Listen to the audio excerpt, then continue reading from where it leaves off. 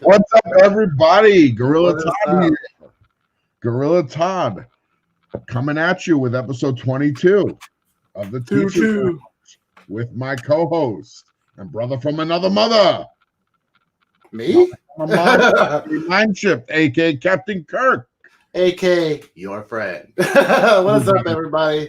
Everybody's friend. I don't know anybody who doesn't say this dude is one of the most awesome dudes in the IG YouTube.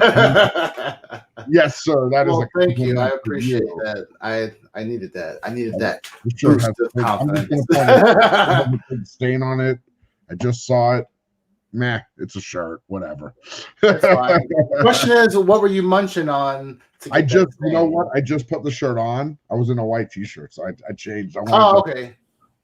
Nice. Put a little something on, dress up, but yeah, best laid plans. Yeah, that's true. How are you doing, man? How are you? Oh, it's been. I might have just spilled water. Oh, that's fine. That'll come out. I don't have the beard to catch the drippage and the spillage. Yeah. I've been kind of thinking about starting my beard over too, but I'm not sure. We'll see. Maybe somebody will want to do, like donate your beard for charity kind of thing, and I'm just putting that out there, YouTube world. I wouldn't mind doing that, cutting my beard off for charity. I just want to try something here. Go ahead. I don't know. Yeah, I like it, but I like that one, but we're tiny. That's true. I'll just move him over like that. Boom. Yeah. There you go. No. Okay. Boom. There we go. Cool. Yeah, it's been a tough week. Going through some medical things, so I haven't been feeling the greatest. What can I say? But I'm feeling better, and slowly but surely, it's if you guys haven't checked out my IG, you guys know you already know what's going on. So slowly but surely. But besides that, I used like we were talking behind stage. I need to do the same thing. I need a lot of organizing. I need to come up with a better system, because it's like I'll organize and straighten up my room, on the weekend, and then like during the week, like come this Wednesday, like it's like a hurricane just rushed through this. So I just gotta come up with a better system to get more organized, which is baby steps. Yeah, we got Tacoma Comics in the house. Sorry, you gotta do a little bit at a time. That's all you can do and get through it. And it's a tricky process, because Well, I'm hoping over the 2-week break that we get for Christmas, I'll be able to utilize a lot of that time. I know I was also telling you I was going to help out my roommate and their parents. They lost their house, so I was going to go and volunteer my time to help, like construction, whatever I can. But I also want to use a week of that to like get organized. So, like you said, baby steps. It's how to take that much time. What's up, Tacoma? How you doing, man? Yeah, what's up, Tacoma? Hope you're doing well, brother. Thank you for stopping by. Another fellow teacher in the community. Yeah, his son has a great podcast, D&D podcast. His son like inspired me to I want to play D&D, and I've never played. I've always wanted to play. Like our culture in our high school and didn't have it. Like when I got to college, I know I ran into people that played it. I have a buddy that does board games right now, and like I know they've played like campaigns in the past. So maybe I'll hit them up and see if we can get a campaign going on. But I would definitely hint Tacoma would like to play and learn. So yeah, I might be doing a play if I don't have to DM. I'm not the best DM. Yeah, I've one of these days I would like to try to be like the dungeon master, but like I feel like it is a lot of pressure. I'd rather just like go and kill trolls or something. So because I know like John Comics with Kids does like, and him and Alex, they always do like a campaign every week, every Sunday, and I like to watch those and learn. I think he's What's up? inviting you Sunday morning if you're interested. He says he's doing a one shot. Oh, nice. Sure. I've never played a day in my life, so it'll be a great learning experience. I'd be down. Just hit me up on IG and let me know the details, what time and all that. But yeah, I'm down. I'm definitely down. Awesome. I played like I know like D&D is like RPG style, and I played a lot of RPG games growing up as a kid. Like I'm playing Final Fantasy VII now. I'm replaying it. Well, I played that. I probably got a lot of hours locked in. Final Fantasy VII. I just wanted to go back and beat all the weapon machines, because you beat some of them in the regular missions, but like there's side weapons that you can go out and find and fight. Yeah, so it's pretty cool. Definitely a lot going on in that game. I remember Cloud and Tifa and Barrett, Sephiroth. I love the soundtrack. Like I used to back in the day when we used to burn CDs, like I had that whole soundtrack burnt on a CD, and I would like walk with my CD player so I wouldn't scratch it, because I was like, those things are expensive. What's up, William Smallwood? How you doing, dude? Hey, William, I'm trying to practice like looking at the camera, because my students are always making fun of me, like, why are you looking over here, Mr. Kirk? Because my camera's right here, but my screen is right there. So it's like, so I got my camera right on top of my screen, so it's like, I have like a big screen, so, so I can't. But I'm gonna play around with. That's another thing I'm gonna do over winter break. I want to buy a new camera and play around with like some new settings. And one of my roommates is gonna help me feng shui in my room, so I might have a new setup. What's up, Sleepy Reader? How are you doing, sir? What's up, Sleepy Reader? Hope you're doing good, brother. Good stuff. Yeah. How was your week going? How's your kiddos? My week's going good. We got some growth out of our plants. I got some corn plants that sprouted. Nice. So that was exciting. You gotta teach them about transplanting and transplant them into bigger pots. If it needs that, it's winter break's coming up, so that's true. I don't know exactly how we're gonna go. It's weird. Their plants aren't really sprouting, so they're a little disappointed. I had this clear planter that I planted. It's like a big rectangle, and it's cool because you can literally see the seed, and you can see the stem grow out of the seed, and you see the roots grow down into the to the soil. So it's about that. It's about yay big. That's pretty cool. So you see a long stem system, and you see a good shoot system. Yeah. Pretty cool. What's up, Popeye? How are you doing? I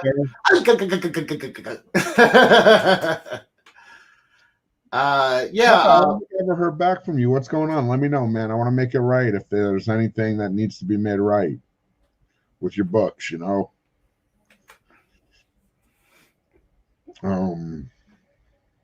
that's all. No big deal. But you were talking about your week, how your week is going. Yeah. Closing their plants. Having a good week. Tomorrow we got some quizzes tomorrow, and we'll finish the next week. We're going to be doing some in-class projects, and we're doing some food webs, and we're doing some solar system space models. You got me, Captain. Happy birthday, Captain. Happy birthday, Captain. I know, he got me. What's up, HGM? How you doing, man? The food web should be cool. That'll be fun. Yep. But what's up, Captain Comics? Always good to see you. Everything's fine. That's good, Popeye. I'm glad. I'm glad to hear it. I'll do something nice for you anyway. I got you. You know it. You know, it was so crazy. Sorry, I didn't mean to cut you off. But my display back there, it looks so nice. But earlier I woke up because my table is not secured that well. Thank you, IKEA. And so I tripped and I hit this part right here and everything flew off. So I had to I'm talking about my slabs, everything. So I was like, no. Luckily, no slabs cracked and everything's fine. That's good. Unfortunately, somebody did not. Well, there was one injury. My trunks. He broke in half. So I have to fix I gotta fix my trunks. You know, which is ironic because this is the same pose where he cut Frieza in half and his father in half. And you know, now he's in half. What's up, G-Rip? G-Rip. What's happening? How you doing, G-Rip? Good to see you in the chat. I love that that icon. It's pretty cool. Yeah, a little crazy venomized like bunny rabbit. That's hilarious. Ooh. Did you oh, my week besides school and stream, it's always good to see you, man. I'm around. I don't make it hard to see me. You know me, I'm around. You can see me. I'll run through it since you're asking, I think. Always on Thursdays with Comics on the Mind, Teacher's Lounge. You know, I'm always here. Saturdays, I got Gorilla Type Comic Book Bonanza. That's always Bonanza. 6 p.m. West Coast time, 9 p.m. East Coast time. That's always Saturdays. I always have some friends with me. And then I've been doing the Tuesday night preview shows, and I'm honestly thinking like I'll probably either do, if I'm on an auction on Tuesday, like I did Barbarian Kung Fu's auction this Tuesday, so I don't need to do that and a preview show on Tuesday. So I kind of did a new comic book day thing on Wednesday. Yeah, I saw that. And you know, I don't know. I'll see what it is. I'll see what works. I know there's a lot of stuff going on Wednesday, so I kind of try to wait till it was later, till a lot of the stuff ends, because I'm on the West Coast. You know, I'm on the West Coast, so even if I start at 9, it's like starting at midnight on the East Coast. So a lot of the East Coast stuff is done.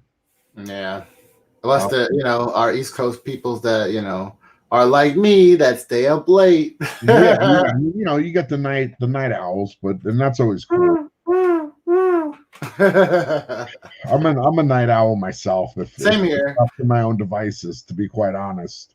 But I'm definitely noticing the older I get, the more sleep, the better sleep I get if I go to sleep early. Like 11 o'clock is like that sweet hour of like starting to lay down and Superfly. For me, it's like lay down and get some sleep. What'd you say? For me, it's like 10:30. Yeah. I'm sure that I'll get there. What's up, Wilbert? How you doing? Wilbert, what's up? I love your icon. I do too. That's awesome. It's either Peter Pan or like what was that one? It's like not something down under. The Rescuers Down Under. The Rescuers Down Under. It might be from that one. Oh, okay. Let us know. I would be down. Yeah. Cyborg Dead. What's up, Cyborg Dead? What's happening? Cyborg Dead. What's up, dude? Cyborg Dad in the house. When did you become a cyborg dad? When he was a cyborg, half machine, bachelor. You need like an origin intro, Cyborg Dad mystery.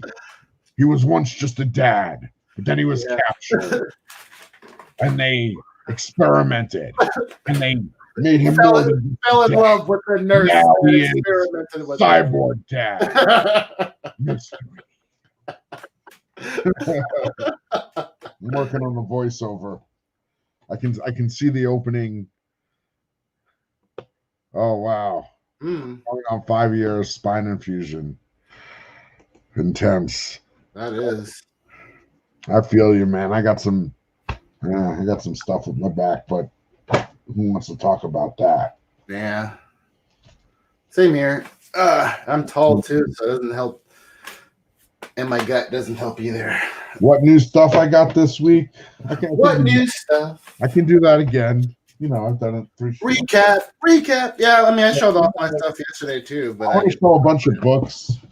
I got these I made friends with the former librarian of my school, and her husband is a comic collector, and he periodically sells books at a garage sale.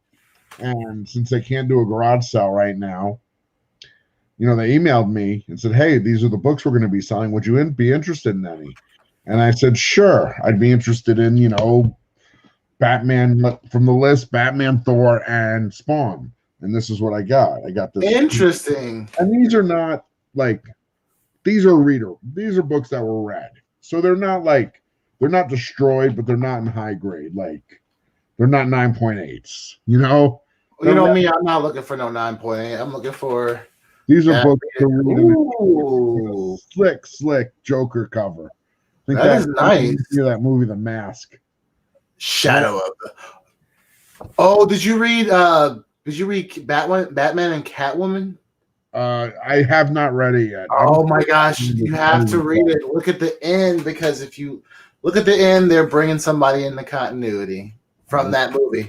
Oh, I know. I already got spoiled. I saw. Okay. What's up, Z Collect? How you doing? What up, Z? And I got this Shadow of the Bat. This is a nice Brian Stelfreeze cover. Nice. It's a I think great cover. he might have done the other cover too. And then I got Yo, what up, Sean? Hey, Stay Puff. What's happening, Sean? Stay Puff in the house. You know, I'm just saying we haven't had a guest on in a little while, have we? No, I mean, if you want to throw the link in the chat, like you can, and then like if anybody wants to hop on, yeah. Let's take a shot. Let's take a shot. If you're game, I'm game. Oh, we got Agu in the house. What up, Agu? How you doing, Agu? Boom, there it is. Agu is a great brother in the community. There you go. If anybody wants to hang out with me, making me laugh. But if all 12 of you that are watching jump in, then I don't know. Whatever. Who cares? So I got a nice little run of Detective, the New 52 Detective comics. Yeah, I'm reading some of the Detective from New 52. I bought a collection off a friend. They're really good. The covers are pretty cool too. Yeah, this is all who did these? Tony Daniel. You know, solid stuff. The Penguin. Thank you. That's what I'm saying. I do. Mind shifted down. I love that purple on that cover. 3. Ooh, is he fighting a horde of Crocs? Yeah, that's what it looks. Well, I don't know. It's one guy stitched up. That might be like Ragman or something. I don't know. It's the doll maker. So I guess those are dolls. Nice. What's up, Waka? Hope you're doing good, brother. I saw your latest video. Welcome back. I know you haven't been making videos in a minute, but I appreciate you stopping by, brother. I'll tell you what. I'll give you a deal. Like Starscream, you want any of these? $2 a piece. I don't care. $2 a piece. You tell me. Nice. Starscream, you got first dibs on any of these. Legends. Ooh, Legends. I have a friend that loves Legends. Nice. Legends 2. So is Legends just another like Justice League? It was what it was after Crisis on Infinite Earths, right? Yeah. It was from November of '86. Legends. After Crisis on Infinite Earth, this kind of like that's a great cover. This kind of set the tone. This was by John Byrne, and it set the tone for a lot of new stuff. I don't have the issue. That's the first.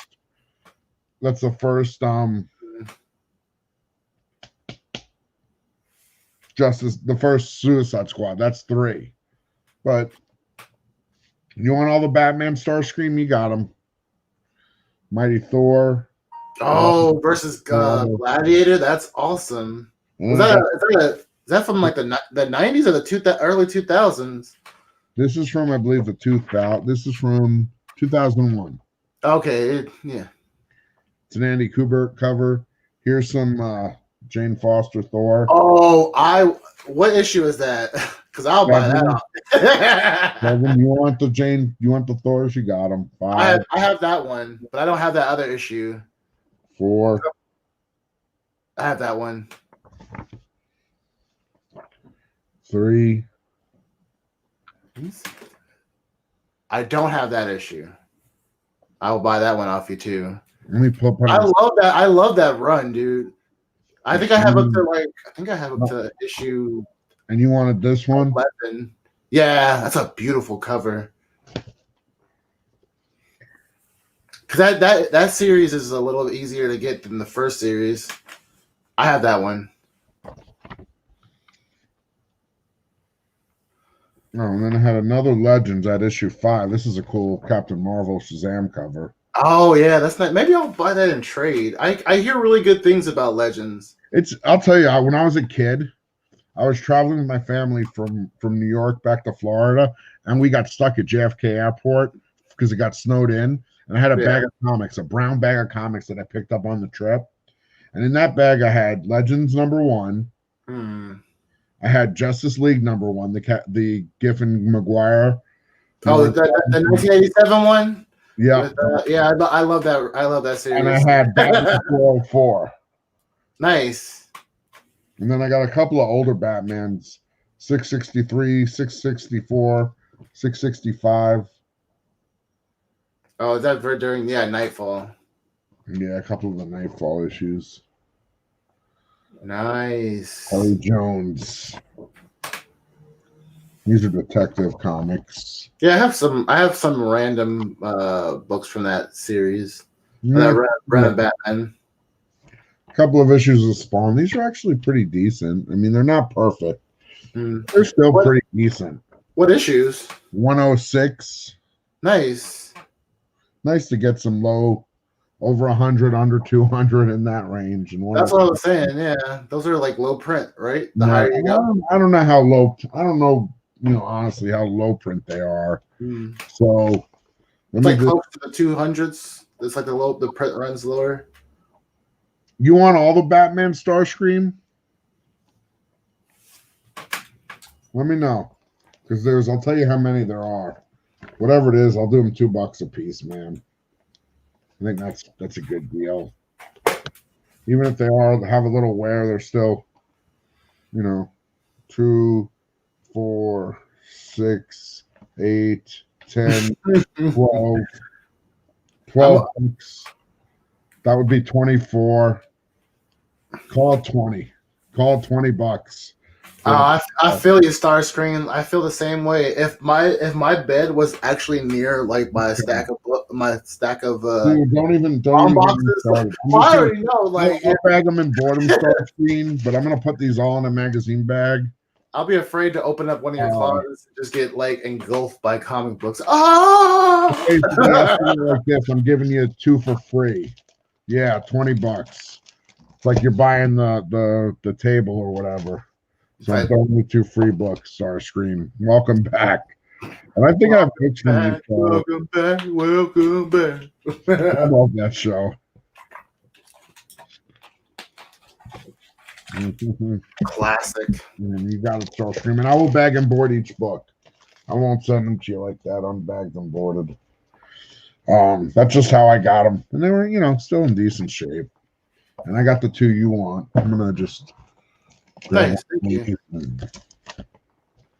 You know what? I know this came out a while back, but I finally got a chance to read Crossover, and I did not expect this. Like, I know it's been out for a while, so it won't be too much of a spoiler. But like the concept of like superheroes, or like just like that concept of comic books being like a virus, and then like spreading across the, it was interesting. Again, I liked the first issue. I want to read the second issue. I got to start reading more like when the stuff comes out, so I can be in the conversation. I've let myself get ridiculously behind. Trust me, you're not alone, dude. Like I have a stack over here. It doesn't make it any better for me. It's just frustrating. I usually try to read like my indies first, because I know I'll knock those out really quick because I like those, and then like the Marvel stuff, I'll try to like read through that, and then I'll get through my DC stuff. But I'm so behind. Like all the Exosaur stuff, like I'm so behind. Like I'm still on chapter like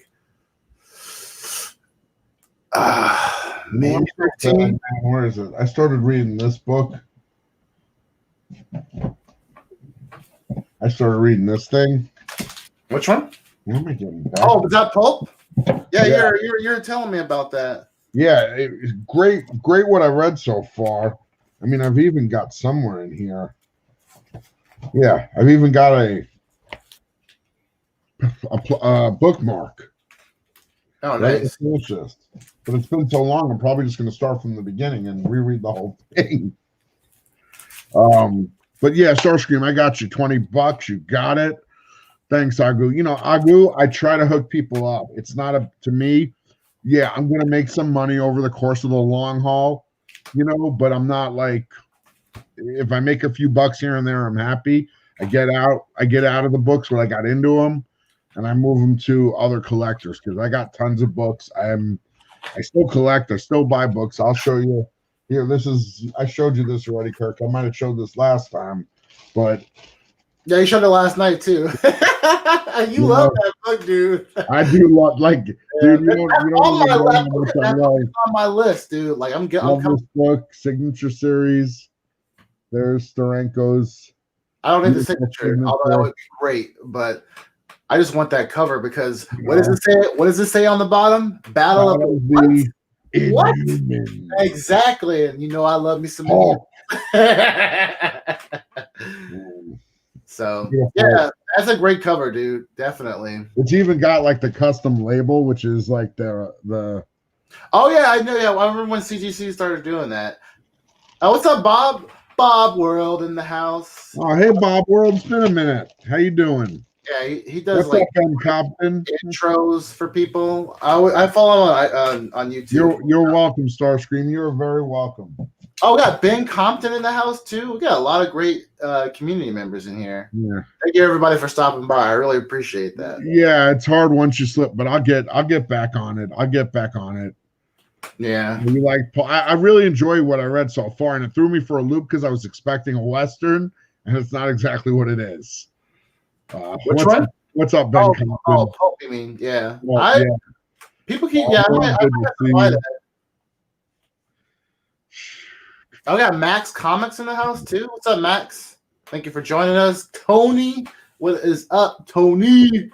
What's up, Max Comics? My new friend. Good to see you. What's up again, Agu? Saying what's up to Sleepy. Hey, Tony, how are you doing? Good to see you. I love your little icon. I know. I can't. Please tell me what that's from because it looks like a caveman that's like become some kind of like monster. Large jaw. You know, we I don't know if you've ever heard of it. We lost kind of a great artist today. Or yesterday, Richard Corbin. Oh my goodness! No, I didn't even hear about that. Yeah, he was 80 years old and he passed away. From what I understand, very sad. One very very rare heavy metal artist. He did the Den book character that was in the heavy metal movie.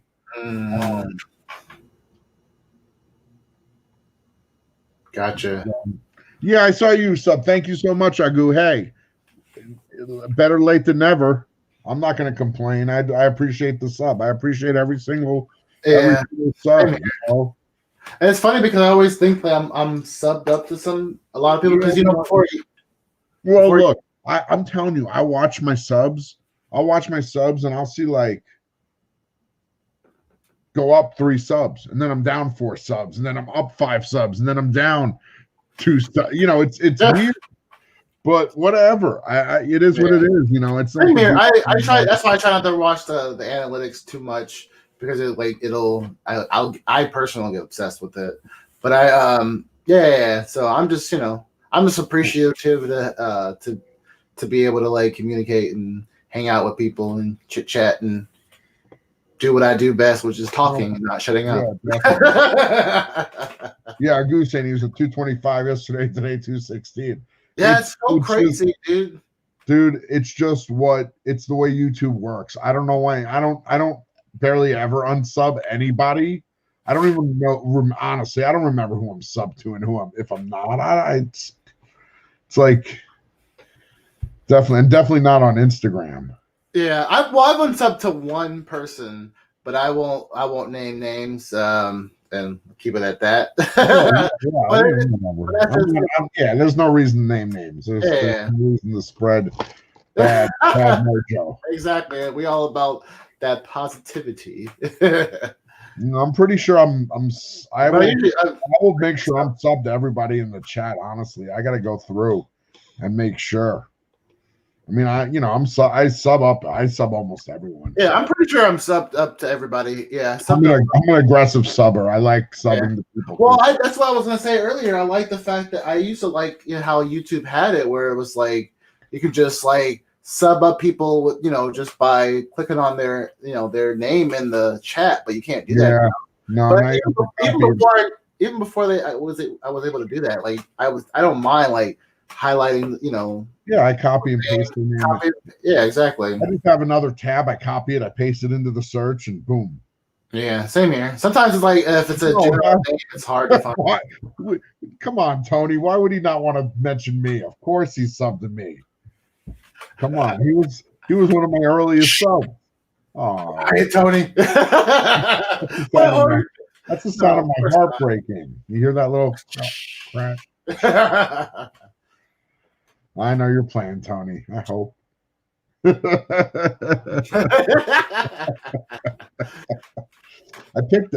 bought a bunch of copies of this. Rock dude with a cigar. Oh yeah. Ha ha ha ha ha ha ha. Oh, is that Vampirella? No, it's called Vampirus Carmilla. Oh. It's a new book from Warrant, who basically they're a throwback to the old 70s magazines, eerie, creepy Vampirella. Yeah. So they introduced this magazine. I read the beginning of it in the first story, just to give you kind of an idea. She's basically one of Dracula's brides, and it's an old school black and white type book. Yep, and it's gonna stay that way.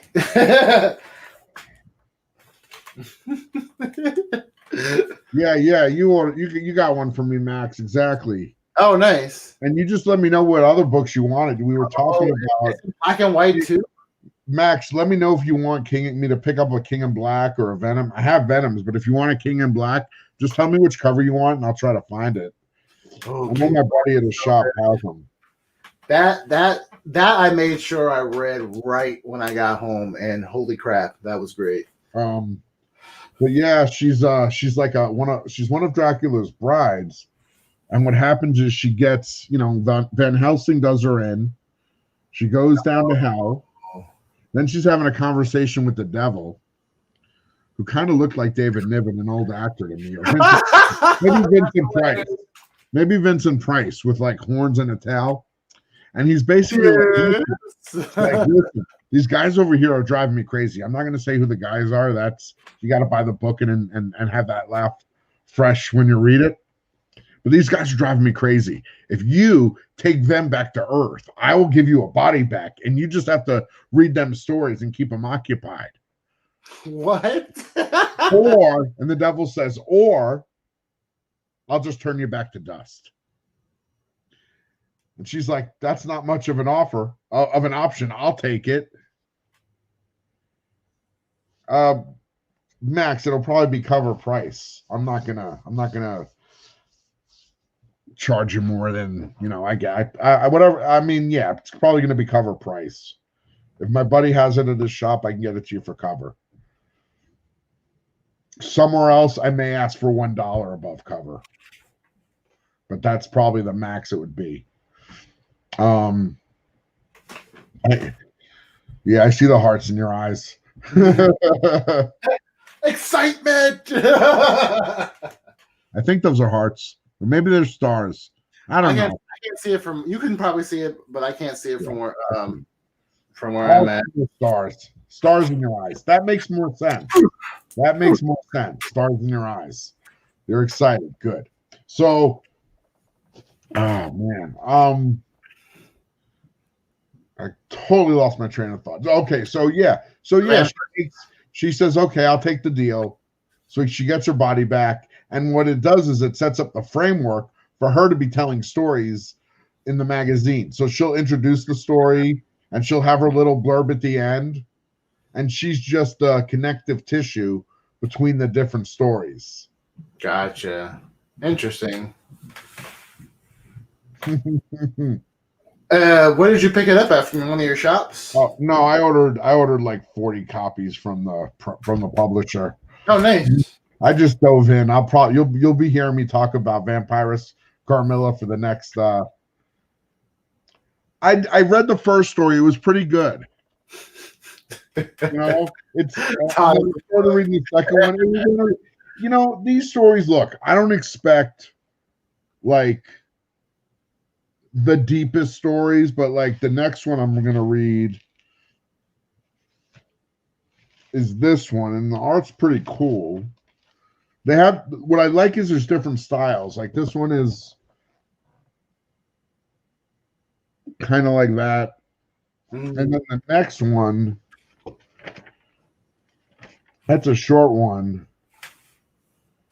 I don't know. This one's about a mummy, so it feels very like creep show to me, like the old school horror. Yeah. I like Creepshow. Creepshow is cool. Once again, I watched the movie as a kid and did not know that it was like based on a comic book.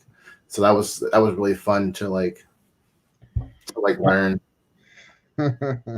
Tony, make sure you're clear that that's a metaphor, please. Drug dealer is a metaphor for pushing these good old comic books. Expand your mind. Get your face to read. Yeah, it is the same publishers. It's Warren. Okay. As opposed to Warren, who published Eerie, Creepy, and Vampirella. This is Warren. It's really literally a throwback to those books. And then some other stuff I picked up today. I went and hit a couple shops today. I was able to score a second print of We Live, which I want to read because everybody's recommending it. Yes, it's so good. It's so good. This issue, I'm telling you, this issue is what like. Oh, this is like the book I'm just grabbing as many as I can. Of course. That's just, hey, she's wearing clothes. Some kind of clothing. So I picked up a couple more today because I had 3 yesterday, and like 2 of them got scooped up, and I was like, I want at least one. Oh, I know more people are gonna want it, so because a lot of stores didn't order it. Like some stores I went to had none, and others had a bunch. And then I scored a couple more of the Venom nullified covers. Nice. Oh, this cover right here. Yeah, this is a great cover. That's number 2, right? Yeah, this is issue number 2. Yeah, I saw that, but yeah, I got to get that one. Yeah, it is a great issue. It goes another couple of these Captain Marvel nullified covers. Nice.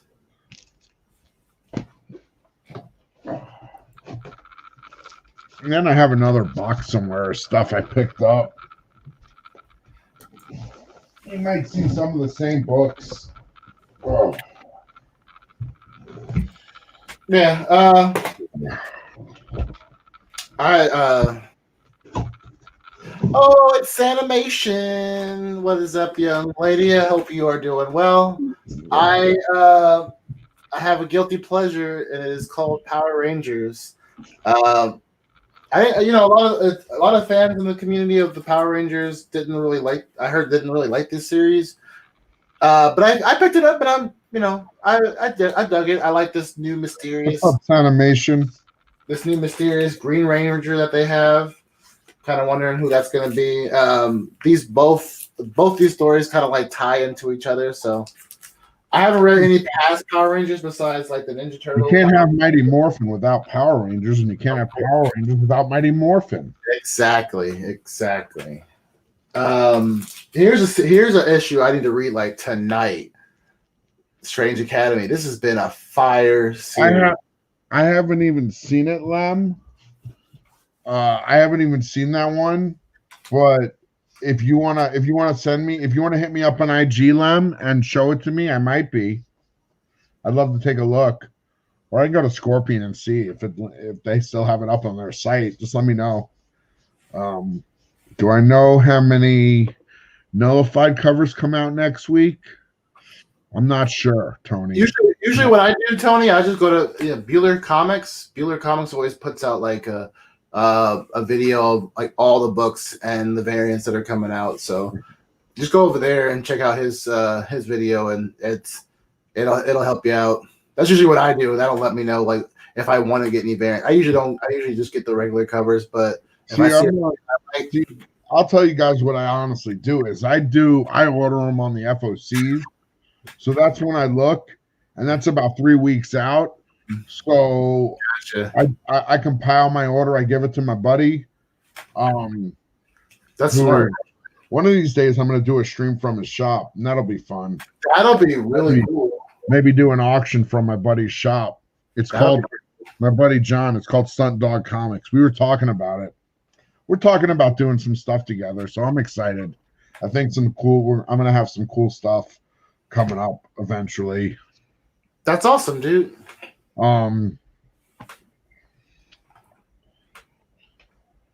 We might see an exclusive Gorilla Todd. Who knows? Cover. I grab these because like just when I see these, I grab them. I don't know, these are just like Red Sonja? Kind of old school. Yeah, Red Sonja. What is this exactly? Let me tell you exactly what it is instead of guessing. That's kind of cool. Oh no, is this Red Sonja Vampirella? Talking about that thing toy, this buddy, even though his price tag is still on there from the toy store that I bought him from, he's not for sale. Well, I didn't buy the bonus FOC. The bonus FOC variant, black and white virgin cover by Leonardo Romero. Did you special order that one? What's that? Did you special order that one? I did. Honestly, I didn't special order this one. I actually saw these like. What's up, Biggie Shaq? Dude, hey, what's up, Biggie? No, my buddy's so cool. He just honestly, like, he puts these out on the rack of cover. He doesn't even upcharge. Yeah. See, my shop. When we were actually able to go in there, like they would. He lets me. He hooks me up. Like even when I go through, like, when it's been out for a couple weeks and I find some books, he takes good care of me. I appreciate John. I got to. I've been buying this and I want to read it. I just haven't yet. American Vampire. I heard good things. I haven't read it either. I'm gonna buy it in trade. I kind of want to jump on that Batman Black and White. I heard really good almost things. Like we planned this. Oh, did not plan that one. That's nice. I might pick it up tomorrow. I just got one copy of the Greg Capullo cover. It's a cool cover. Yeah, I keep hearing about it. I mean, I didn't read the original like Batman Black and White story, but I got that. That's a good one. I heard good things. Is that by Sales and Rob? It's not Lee Field, but which one? The Batman Black and White cover? Yeah. No, the original story. Who did the art and wrote the story for the original story? Oh, it was different guys. I think Barry Windsor Smith did a cover. Jim Lee did a cover. Okay. It was a bunch of different guys. Oh, we got a bunch of people. We got Kenny. I got a copy of Crossover 2 to read. Oh yeah, I gotta pick that up too. Who else is in here? I just saw. Oh, yo, Joe. What's up, brother? What's up, Joe? Good to see you, Joe. Appreciate you stopping by. Is that Joe Bag of Sevens? Is that how we? Yeah, Joey Bag. Joey Bag of Sevens. He's a cool dude in the community. I always, when I first joined the community. Thank you. I appreciate you being a positive part of the stream, man. Hit the like and comment on the video, guys. It does help. Because that's just the kind of person Agu is. For sure. And then I've been doing this Norse mythology book. Yeah, I heard the story's not the art's really great, but the story is not it's like so. I've heard it's kind of slow. Yeah, I heard the same thing. I don't expect a fast story here. You know? That's probably why I'm going to try maybe to do 4 or 5 issues together, and I've been getting all of these Alien original screenplay books because they got the Walt Simonson covers. I got to get those. Nice. And then I got a, Wonder Woman, like I usually do. And of course, Usagi Yojimbo. Did you get this though? I did. Oh yeah, I'm about to read this tonight. Giga number 2. That issue number 1 was phenomenal. I kind of almost like a dark story where it's like, something really traumatic. I got a lot of Giga number 1s because I really liked the David Mack incentive cover. I had the Shogun I was like, cover. What's up, Kenneth Bird? Good to see you in the chat. I was just like, I'm just gonna order a bunch of these. I didn't pick up Homesick Pilot. Let me know if it's good because I did like the cover. If anybody, I got a couple of this cover. That's a good cover. That's the one I have. I love that cover. That's a great cover, dude. And then I got let's see, I got this cover I love. This is like takes me back to my childhood. Oh, yeah. Lightning bolt.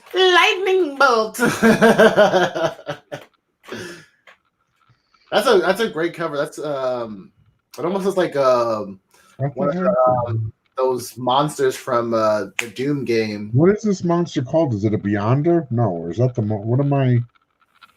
Somebody help me! I'm having a brain fart. What's that monster? I fought one in that Pool of Radiance game. I think when I was like 12 or 13. That's a computer. A computer RPG game? Is that a Beyonder?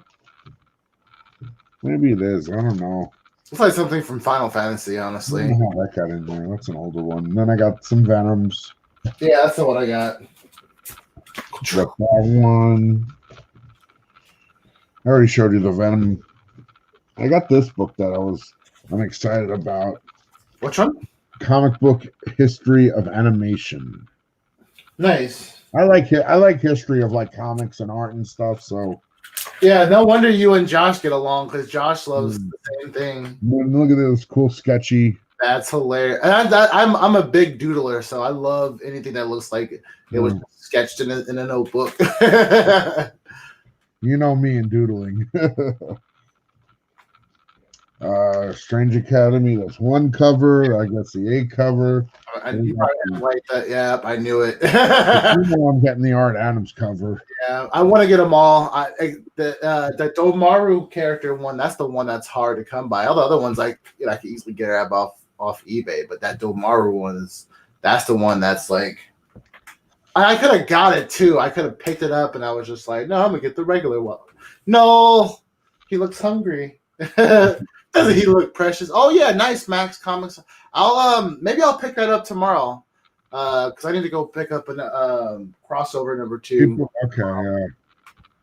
Yeah, I'll definitely try to give it a read. I'm always down to like try a new indie if people are like suggesting it. So I'll check it out. Oh, you talking about? Hold on. Where is it at? My little kitty right here. Oh yeah, I love Inkblot.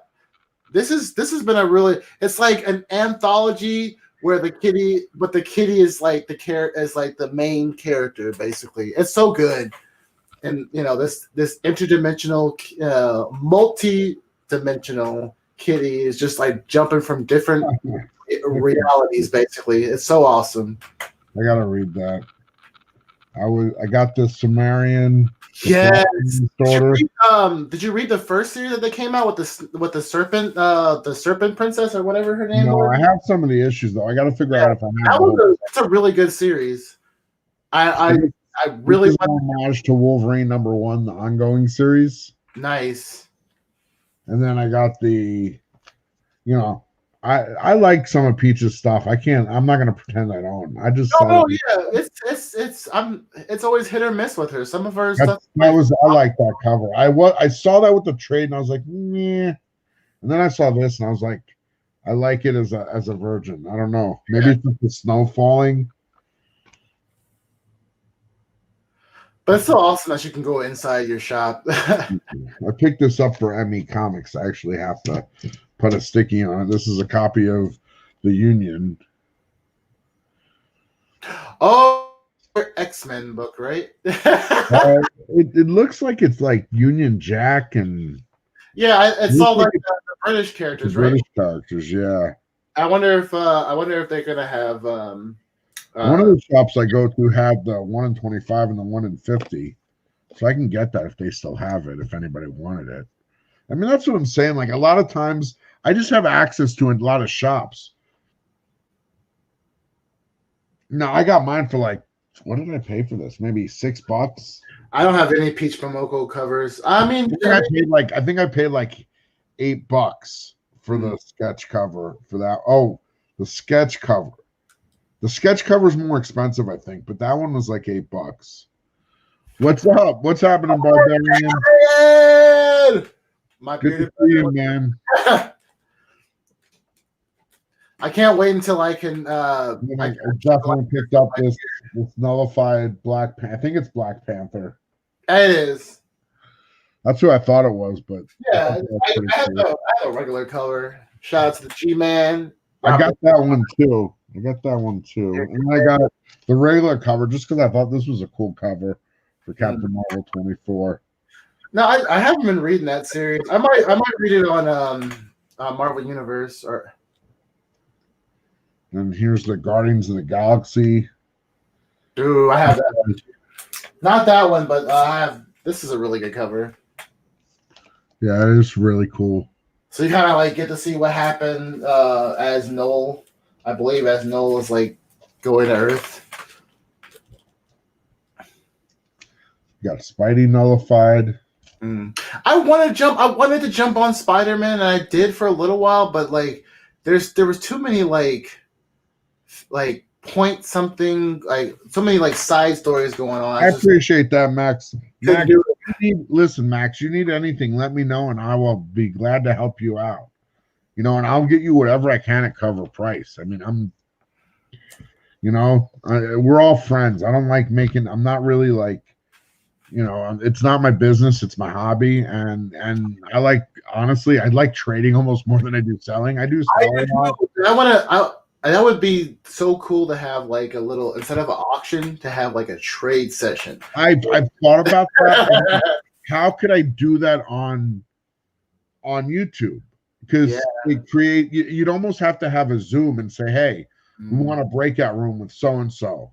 And you want a breakout room and do your business. Yeah. You know what I mean? And I don't. That's something we have to sit down and think about. That would be really cool to do. I've tried to think about that. I don't know. That's just my first thought.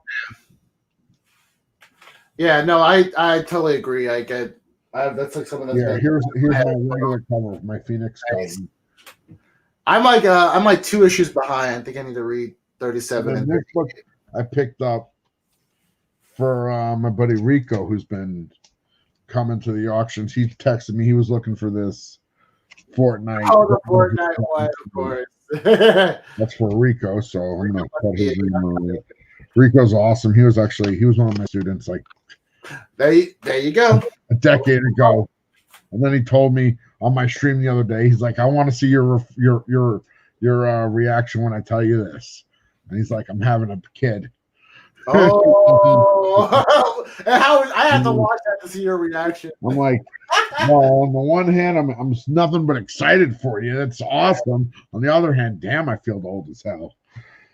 Yeah. I picked up this book. Did you pick this one up, Origins?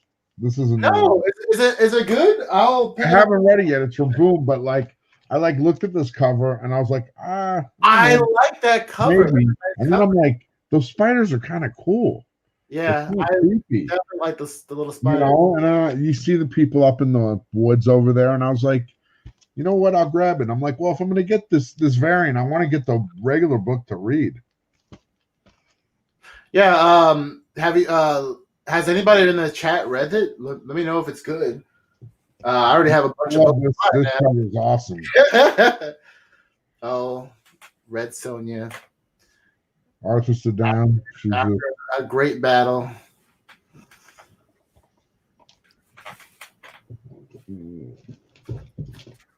But hopefully I'll be able to knock some kind of reading out tonight.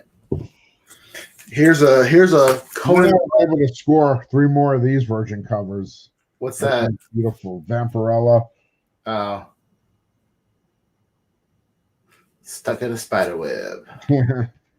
So I got those. If anybody, Origins is very different. The art's fantastic. Read it. Cool. Thanks, Max. I'll have to check it out. Max, you got to know me and Barbarian go way back. We're buddies. Barbarian's my buddy. This is a cool book I ordered. I got these. If anybody wants, I can hook you up for a good deal.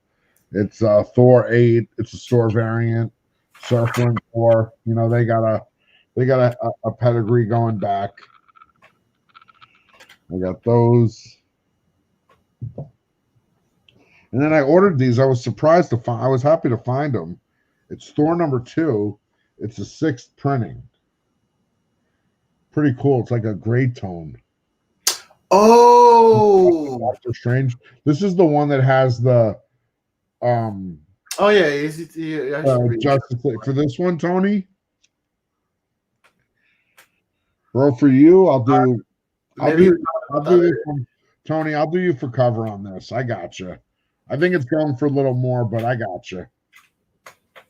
I gotta write these books down. I'll put your name on it, Chris. Oh, with the surfer, Tony, you got one already. I love it, man. You forget you get books from me. Look, synchronicity, baby. Tony, where is it? I saw it somewhere. Tony, you got one. You got it for $10. You got a deal on it. Woo, woo. Unfortunately, I have to go and can't go inside my comic book shop store. But they're extending they're extending their comic book shop.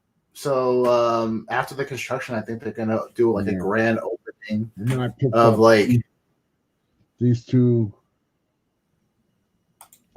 Vampirellas and another one of these ladies. I can't get enough of that one. more we gotta hook up one of these days and go through. And man, I don't want you to buy doubles of something you already bought from me. I will always tell you. If I know, I will tell you. And you bought that book the other night, and I know I got it somewhere here in my pile of books. The worst is when somebody's like, "Did I buy that book from you?" And I'm like, I don't know. I don't remember. I can't. That's why I write stuff down, and then when I don't get a chance to write stuff down, if I don't write it down, I'll probably forget. That's why I always write it on the Post-it. So I write it one place. I want to write it again in my notebook, so I write it in a second place because redundancy is not bad. But Tony, yeah, I mean, you like stuff. What are you gonna do? I feel your pain, man. I feel your pain. I might have it right here. I might have seen it right. Yeah, look. Boop, boop. Boop, boop, beep, Tony, look, see, Tony Owen Jr. $10. Boom, you got it. It's all you got. You got Thor and Surfer wrapped up. Homesick. Yeah, these homesick. I didn't get any copies of Homesick Barbarian. I'm looking at the covers right now because I'm on my. I didn't get any copies of that book. Which variant are you talking about, Barbarian? He's asking about the show variants for Homesick. Gotcha. Yeah, man. Even just the cover one, the cover A is like awesome. The C cover is pretty cool too, with her like looking like this away. I might grab that one.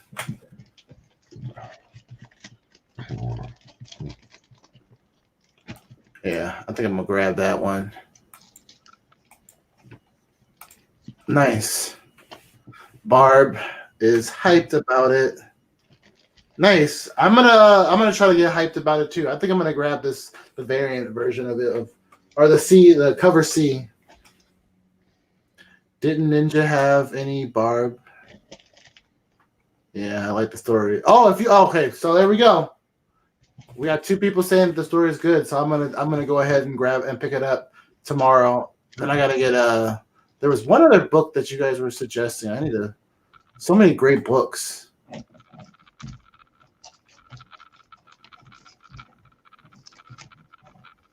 Oh, Origins, yeah, Origins. I'll look and grab that one too. So I had to go back into the chat and like, what book did you guys tell me to read? Gosh darn it! I had another copy of that book. Which one? I thought I had 3 of these. This is I love that cover. That is a beautiful cover. That's a good one, and I got the version, the other one he did for with Scarlet Witch coming. I'm excited about that. Nice. Yeah, it's somewhere. I can't worry too much. It's around here somewhere. I'm sure you'll find it. It's kind of nice, actually. I'll go through a box one day and I'll be like, "What's this?" And I'll be like, "Oh, nice, nice! I forgot I had this."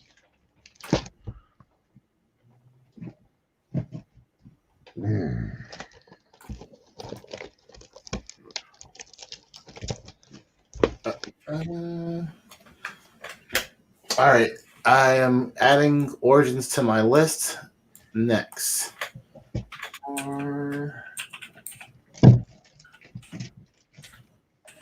Thank you, community. You've just made my repile 3 books bigger. Good stuff. Oh, I'm gonna knock all this out this weekend. Here it is, Origins. Now, these covers are really. Oh yeah, that's a $10 cover though. That's Origins number 2. Oh, number 2 is already out. So there's Origins number 1, or am I tripping? No, I thought one just came out. Is it just issue 1? Because I see Origins number 2. Is this just the? Oh, it's the. Yeah, because I'm seeing that cover that you had with the spiders on it. Yeah, they had 2 covers. They had that in a trade dress too. Oh, okay, that's why it's a little bit more. Yeah. Okay, that makes sense. I really want that cover. Huh? I can check my shop, one of my shops that I got it at, and see if they have more. Oh no, I'm looking at my shop's website right now. Here it came out. Yeah. Maybe that is issue 2. I don't even know. I'm such a bad comic collector. I'm ashamed of myself. Oh, don't look at me. I have totally like the community. Yeah, well, that's 4 books that I'm going to be adding to my repile. Ha ha ha. But it looks like the covers look really great, though. So Here's a cool back issue I picked up recently. Nice. Isn't that a first solo Thanos story? Yeah. Nice, awesome. Pretty high grade, like a nice VF. Sweet. Nice little come up right there. I think I have it already, but I'm not sure. There you go, buddy. Oh, where do I order my books from? I have my local comic shop, my LCS. They're only doing curbside pickup because I'm in California. I'm in the Bay Area, and we have been locked down since this whole COVID thing has started. And now they gave us a little bit of freedom earlier this year, and now we're locked down again. So, yeah. So in my LCS, I have to order off their website. So that's where I order my books from. but I haven't really ordered, from anywhere else besides like, buying books off of like people like Todd or other people in the community. I've seen people buy books off like, is it Milestone Comics or what is that website? Midtown, thank you. Yeah, I've heard horror stories, honestly. Yeah. I've heard good stuff. I've heard not so good stuff. Yeah. Oh, you're near Fresno? Nice. You're close. You're close. Or somewhat close. It's a couple hours close. If you need stuff, you always let me know. Yeah, of course. I'm always down to send a friend a care package. Yeah, I appreciate it. You already know. I'm always.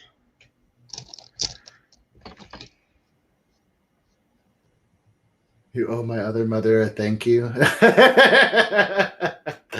Oh, that's hilarious. I had a Venom subscription and the book was shipped badly. Yeah, it's always hard. I mean, it's always, you gotta, kind of learn how. It's just like with grocery shopping, the way I look at it. You gotta learn how to shop around.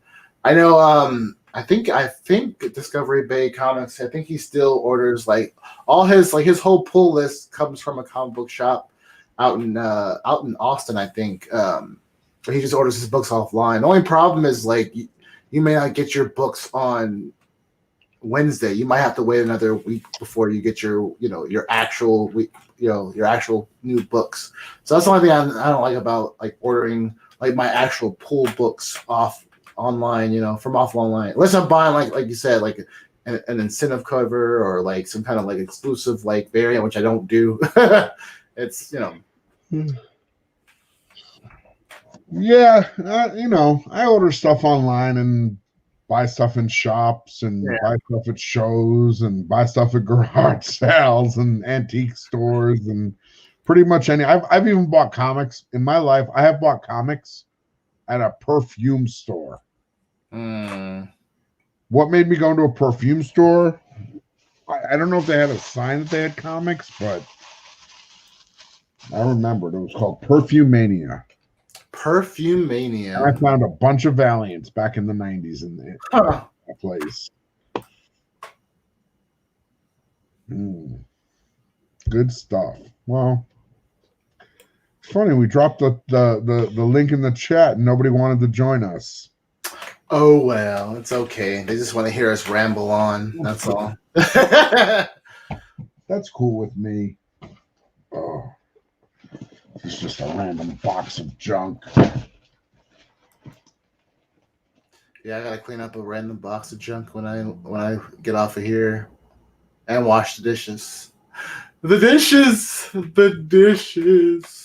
Hey, I have a love. Dishes. I know. I have a love-hate relationship with washing dishes. It could be therapeutic, and it could also be a way to like listen to podcasts or awesome YouTubers in this community. But then again, I also have to wash the dishes. Oh, it's all good. We just appreciate you being here, Barbarian. You got to read this. I picked this up. Max comments that they'll join. Give them a couple minutes. I didn't see the link. Oh, hey, what's up, Lawman? I'll drop it again. I can't stay too long though. I gotta bounce it out. So if you want to keep it going, like that's all. If you want to hang out, I'll hang out for a few minutes. Oh yeah, for sure. Okay. Well, there it is, everybody. It was earlier, so maybe it was very early on. Sometimes like the chat, if you jump in early, like later on, you won't get the whole chat, or it just disappears. Max, tell your mom that's strike number 2. There it is. What's up, Spooky? Yeah, but I don't think I read anything else this week. What's up, What the Deuce? Who? What the deuce? What's up? What the deuce? I don't have a Stewie Griffin voice. Sorry. I need to work on my voices. Oh, it's my good friend HGM. HGM, oh man. How you doing? Hey guys, how you guys It's been a doing? minute since we've been on the Pretty stream. good. Missed you. Yeah, you've been out on your own, trying to do your thing. So Yeah, you know, you're always welcome if you ever want to jump on. I know you're doing some auctions, you know, and you're always, you know how I roll. You got an open invitation. yeah, I'm trying to, like I told you, you got one panel member that I have a kind of an issue with. So Well, you know, if I can help iron anything out, and I'm not trying to perpetuate any problems. I'd rather be a force for good, and you know.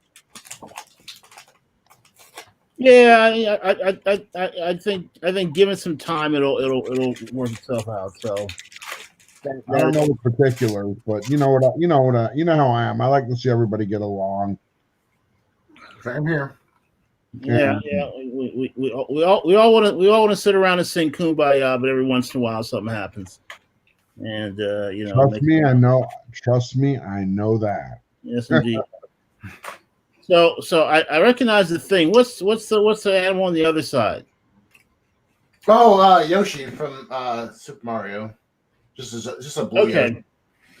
Okay. Just trying to get him on. When are you going to get your Gorgu? Gorgu? What is it, Grogu? I think it's Gorgu or Grogu. The child. Grogu. Oh, the child. You know, I'm still on season 1. I haven't watched the season 2 yet. Oh my gosh! I know, I'm so behind. Wow. I mean, drop the comic books and caught up on The Mandalorian. I'm not going to try and spoil it for you, but it is some of the best Star Wars I've ever seen. No, yeah, I recently got Disney Plus. One of my buddies let me use it, and I've been watching the season 1 with my roommates. So I might just have to pile through it. So what episode of season 1 are you at now? 7. All right, so you're close to it. Yeah. I started rewatching season 1 because I was just I'm like fully caught up in season on the show. So I said let me go back and start watching season 1 to catch some of the stuff that I didn't get, and then start listening to some of the commentaries that have been popped out by all some of the pundits who are a lot more into it than I am. Just to see what they're talking about. There's certain things that tie into certain parts of the storyline and the legends line and the canon line and all that stuff. So that's where I am now. So I don't even get hung up on canon. I don't care. Just show me a good movie. Show me a good story. Give me some good visuals. Make it make sense. Well, see, okay. We just have to table the conversation now until Mr. Mind is not listening because it just totally take him out. But the big thing for him is when you look at the villain, because I'm not sure if you're the next to the last episode in season 1. So that means the child has been taken by the stormtroopers, right? I believe so. Let me double check what episode I'm on. Okay. Barbarian Kung Fu, no offense, but your monsters are so big and scary when you look in the mirror, buddy. Just got to tell you.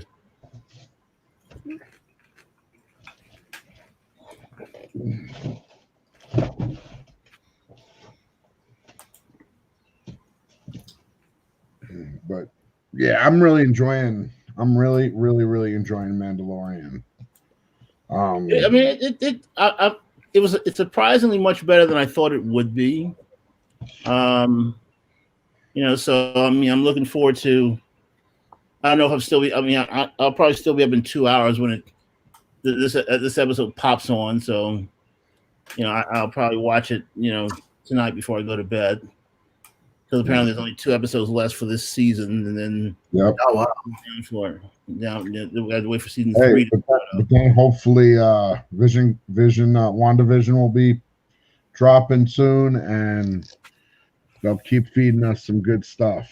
Well, I just heard, because I was watching Lords of the Long Box doing their top 10, and apparently Disney did the 4-hour. Yeah, it was their investor. Yeah, I heard about that. It was their investor day. They have 10 Star Wars shows coming up. 10. Jeez. And I'm just going, okay, that's a lot. You know how corporate mentality is. Hey, we have something that works. Let's flood the market. Well, but the problem is they realize that when they try to do the movies with the Solo, all the movies that were not part of the main line didn't do well. And so that's why they didn't do didn't do the Lando movie, because they said, we just, the ones that are outside of the timeline don't do well. So we're not going to do those anymore. Because that's what what's his name, Donald Glover was supposed to have his Lando movie. So now they're going to do a Lando TV show. And all that, and so they'll put that in TV. But to that they got Obi-Wan getting one, Ahsoka Tano's getting one. They've talked about Obi-Wan for a long time, and I can see Ahsoka getting a series. She's just hugely popular, and they have a good actress to play her, so it makes sense. But the problem with all of this is that, especially with streaming services, is one, you've got to have the right writing. You got to have good writing. Okay, and so without good writing, it doesn't matter. The show's going to tank if it has good writing, and the characters have to be strong enough to be able to carry a series. In the comic books, everyone gets a title. Poe Dameron got a title. All the little characters and the new people. Hey, let's give them a title and see what they do. They get a series, get 6 episodes, get 6 issues. And then it's like, okay, well, no one's buying it, so out it goes. That's how I looked when they announced 10 shows on a streaming service. Also, what I also think is relevant is when they say 10 shows, over what time frame, what timeline? Mm-hmm. Because does it matter? It does, because if it's 10 shows over 3 years, you're talking about 3 shows a year. You're not talking about 10 shows at once. So along with all their other programming. And then the problem that we have is that you got those shows, and that's not even the Marvel shows that they have. Okay, even some of the Star Wars. Disney Plus needs shows, because they've been running on like one new show and their back catalog. Yeah. And that's only going to hold up for so long. Like I believe a lot of people have been hanging on to Disney Plus for a couple of reasons. One, they have the combo deal with Hulu and ESPN Plus. So for a lot of people, that makes it's a good price to get those 3 services. But the other thing is we have the promise of what's coming. Yeah, and it's like for me, like I joined for like the Marvel stuff, so that's what I'm really waiting for. All the other stuff is like filler. Mandalorian as well is good, but I want some of that, those DC, those Marvel shows. The problem you got is that there's only so many hours in a day, and when you've got all these streaming services out there vying for your time and money, okay, the average consumer just doesn't have enough time to watch them all. You just don't. And when it comes to putting out that content and then getting advertising dollars to pay for all that content, it just becomes insane. They're trying to compete with Netflix, because Netflix has been around forever. But understand, you remember when Netflix started? They started with just doing DVDs. They got shows, DVDs, rent the DVDs, and just think about the content. And then they started doing their original shows. And so now what all these people are trying to do is do all these original shows. So especially the comic community, every series comes out is being optioned off to someplace. And then you're sitting there going, who's got the time to watch all this stuff? At some point in time, we need to work and earn some money. I mean, just DVR just doesn't have it because you have $500 of content that you're sitting there going, when am I going to watch this stuff? Thanks, Kenneth. Appreciate it, man. I just saw the 10 shows, and I'm just going, that's not even counting the movies that they had coming out. Well, you also got to look, I think you got to take it with a certain grain of salt because they announce things and then it takes years for them to come to fruition. Yeah. It's also it's their investor day, and they're just coming off the worst year probably they've had in a long time because they've had no movie releases, none of those, no Marvel movies. Yeah, all the entertainment stuff's been just because of COVID. It's been a horrible year for them, for everyone. Really. Yeah. So I'm not saying they can't put it out, but realistically, it just becomes tough to make sure that all that quantity is going to have some quality. I agree with that statement 100%. 100%. The more you do, the harder it is to maintain a high level of quality. It is. 100%. And I would be weary, but I've also how many things have they announced, and it's just like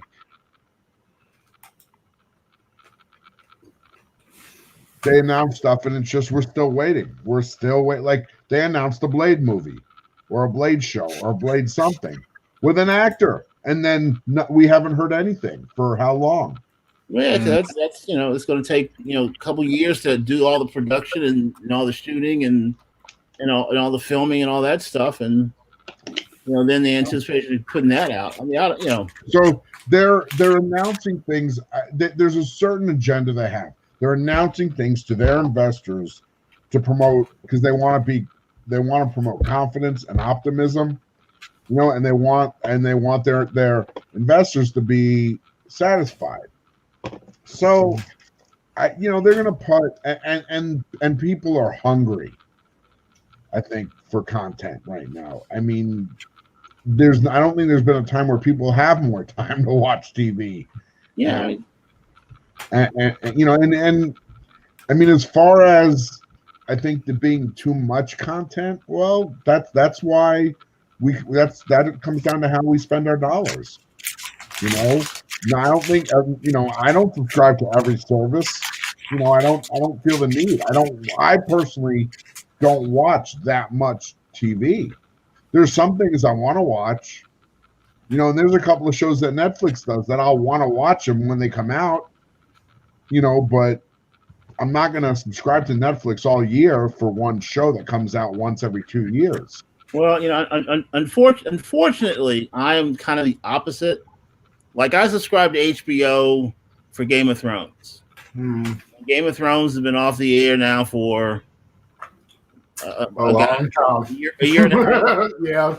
And I still subscribe to HBO. It's just part of my package. CBS All Access is another one I subscribe to primarily for the Star Trek stuff. Right. I love that the Discovery. I love that. I watched that. When they do season 3, I will subscribe. I will watch my show, and then I will unsubscribe. Well, they are doing season 3. Yeah, I know. It's supposed to be 900 years in the future. I'm all excited. I'm ready. I love my Star Trek. We're at episode 8. They came out with season 3 already? Yes. I'm behind, Oh, you're way behind. You're way behind. Okay. That's fine. I got Christmas winter break coming up. That's one good night of watching. Okay. All right. Well, true. I will bone up on my Star Trek stuff. Then you have to do Star Trek Below Decks. You got to catch that one. When you got that one, where to start? Okay. We got a whole bunch of Star Trek. I mean, This is probably what my I have Amazon Prime, Hulu, Netflix, Disney Plus,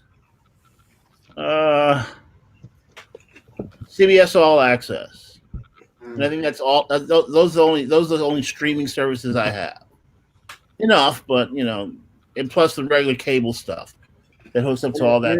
I have Amazon Prime, and I have the Hulu Disney ESPN package. That's it.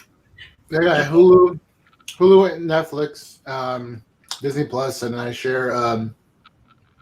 No, that's it. Yeah, that's it. And I have I subscribe to YouTube because I listen to a lot of podcasts on YouTube.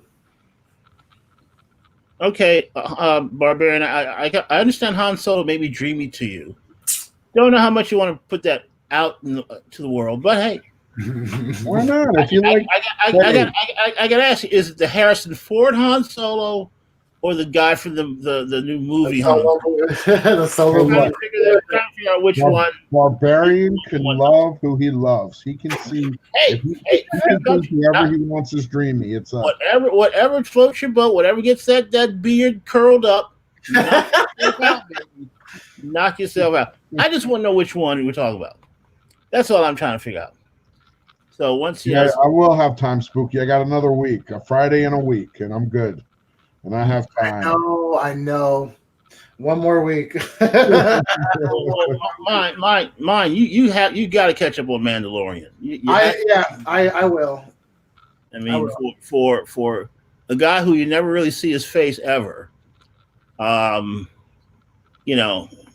really good. No, the last episode was I'll just say it like this. It was, I think, what every true Star Wars fan has wanted. I'm not gonna say that. I'm not gonna say because when I saw that character come, I was like, seriously. So now you have to explain how you escape your fate. But they've done that. They've done that in the expanded universe. They've done that. Expanded universe. In the comics, in the books, they've done that for years. Now I have to watch it tonight. I gotta watch it tonight. What's up, Budat? What's up, Budat? Did they explain what happened to his? Did they explain what happened to his head? I mean, they explain everything. So they explain how the armor gets out of there before him. They more or less. I mean, there's some of us that cannot read every Star Wars. I can understand that when it's maybe after when it's just you and me. When Darth Maul got cut in half, and then all of a sudden in Clone Wars he comes back, I'm going, hey, okay, he got new legs, like Captain Dan. But who survives getting cut in half? Who survives getting cut in half? Yeah, but you don't know what his species physiology is. Like the Trandoshans, for example. Bosk Trace, he got his arms cut off and they grew back. They can regrow limbs. Who? Bosk, the lizard man bounty hunter. Oh yeah, from the book. He's in the bounty hunter scenes in Empire Strikes Back. They're like only 2 scenes for the bounty hunters in Empire. But they're all awesome. And they're just standing there. They're just standing there. On the when bridge. You are awesome, all you have to do is stand there and be awesome. Freaking bounty hunters. I mean, are you kidding me? That's why I'm just going, okay, they're bounty hunters. For some reason, they're people like Todd who love bounty hunters. Or love the anti-heroes. I mean, that's the thing. I mean, and what got me is I was watching one of these commentaries, and they were talking about how Boba Fett lost to Luke Skywalker, couldn't beat him in Return of the Jedi, and couldn't understand why he couldn't beat him. And I said, well, one, you forget it's like 1983, 84. Technology wasn't anywhere close to being that, and Luke Skywalker's a hero. I mean, Jedi skills were totally different then. You didn't have that kind of athleticism. Luke was the hero, and really, it was only dumb luck because Blind Hand hit hit the backpack, the jetpack, which malfunctioned, and shot him inside of the sail barge and into the Sarlacc pit. Yeah, I mean, but mine. You just please catch up. So yeah, I'm gonna watch. Next time I come on, we can have a good Mandalorian conversation. Yeah. And you are catch up with us. I will catch up within the next 2 days. I promise. No, did you see Star Wars Rebels? I haven't seen Rebels. I can't say I've seen like every single episode. I haven't watched Rebels. The other Star Wars series I've really watched is like Clone Wars, the cartoon. So you have seen the Clone Wars. Yeah. So you are up on some of the Mandalorian history. Yeah. Okay. All right. So at least you got that. So, I mean, there's still hope for you yet. I find it interesting that a few moments ago, you were telling me you didn't have time to read every comic book, but yet you're kind of chastising him in a kind of a way about what you watched and what you haven't watched. Todd, pointing out a little. Todd. I'm 57 years old. I watched all this stuff when it came out. Okay, so it's not like I got to cram it all in one. I'm 46. Setting. I read this stuff when it came out. Well, but again, so I watched everything when it came out. So when the Clone Wars came out in the late 90s, early 2000s, I watched each season. So wasn't that big a deal, And then when it came on DVD, I bought the DVD so I'd have them. So it's not like it's I don't binge watch the stuff. But, so and same when the Star Wars Rebels came out, okay, I watched that. I'm not judging how you watch your shows. Is Rebels on?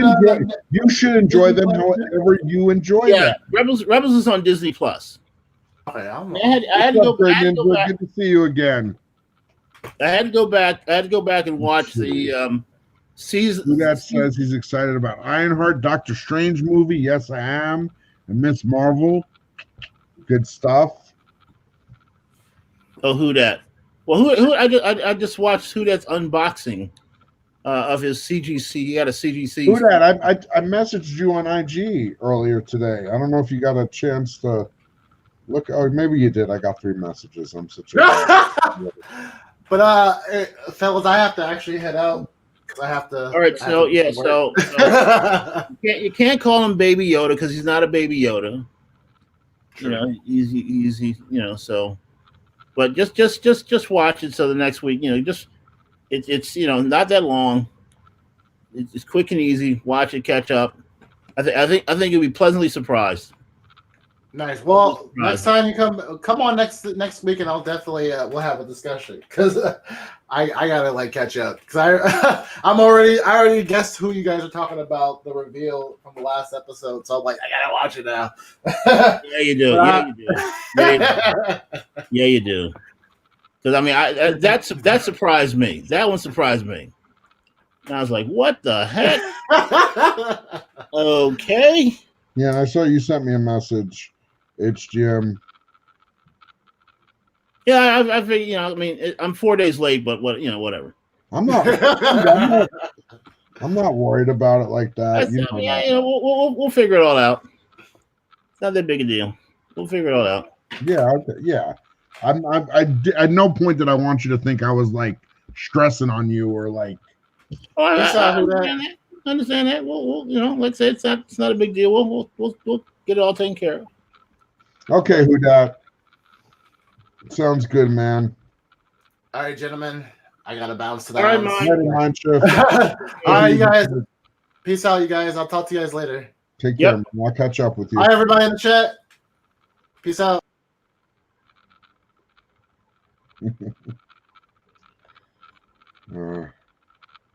No, Miss Marvel is not Captain Marvel, Starscream.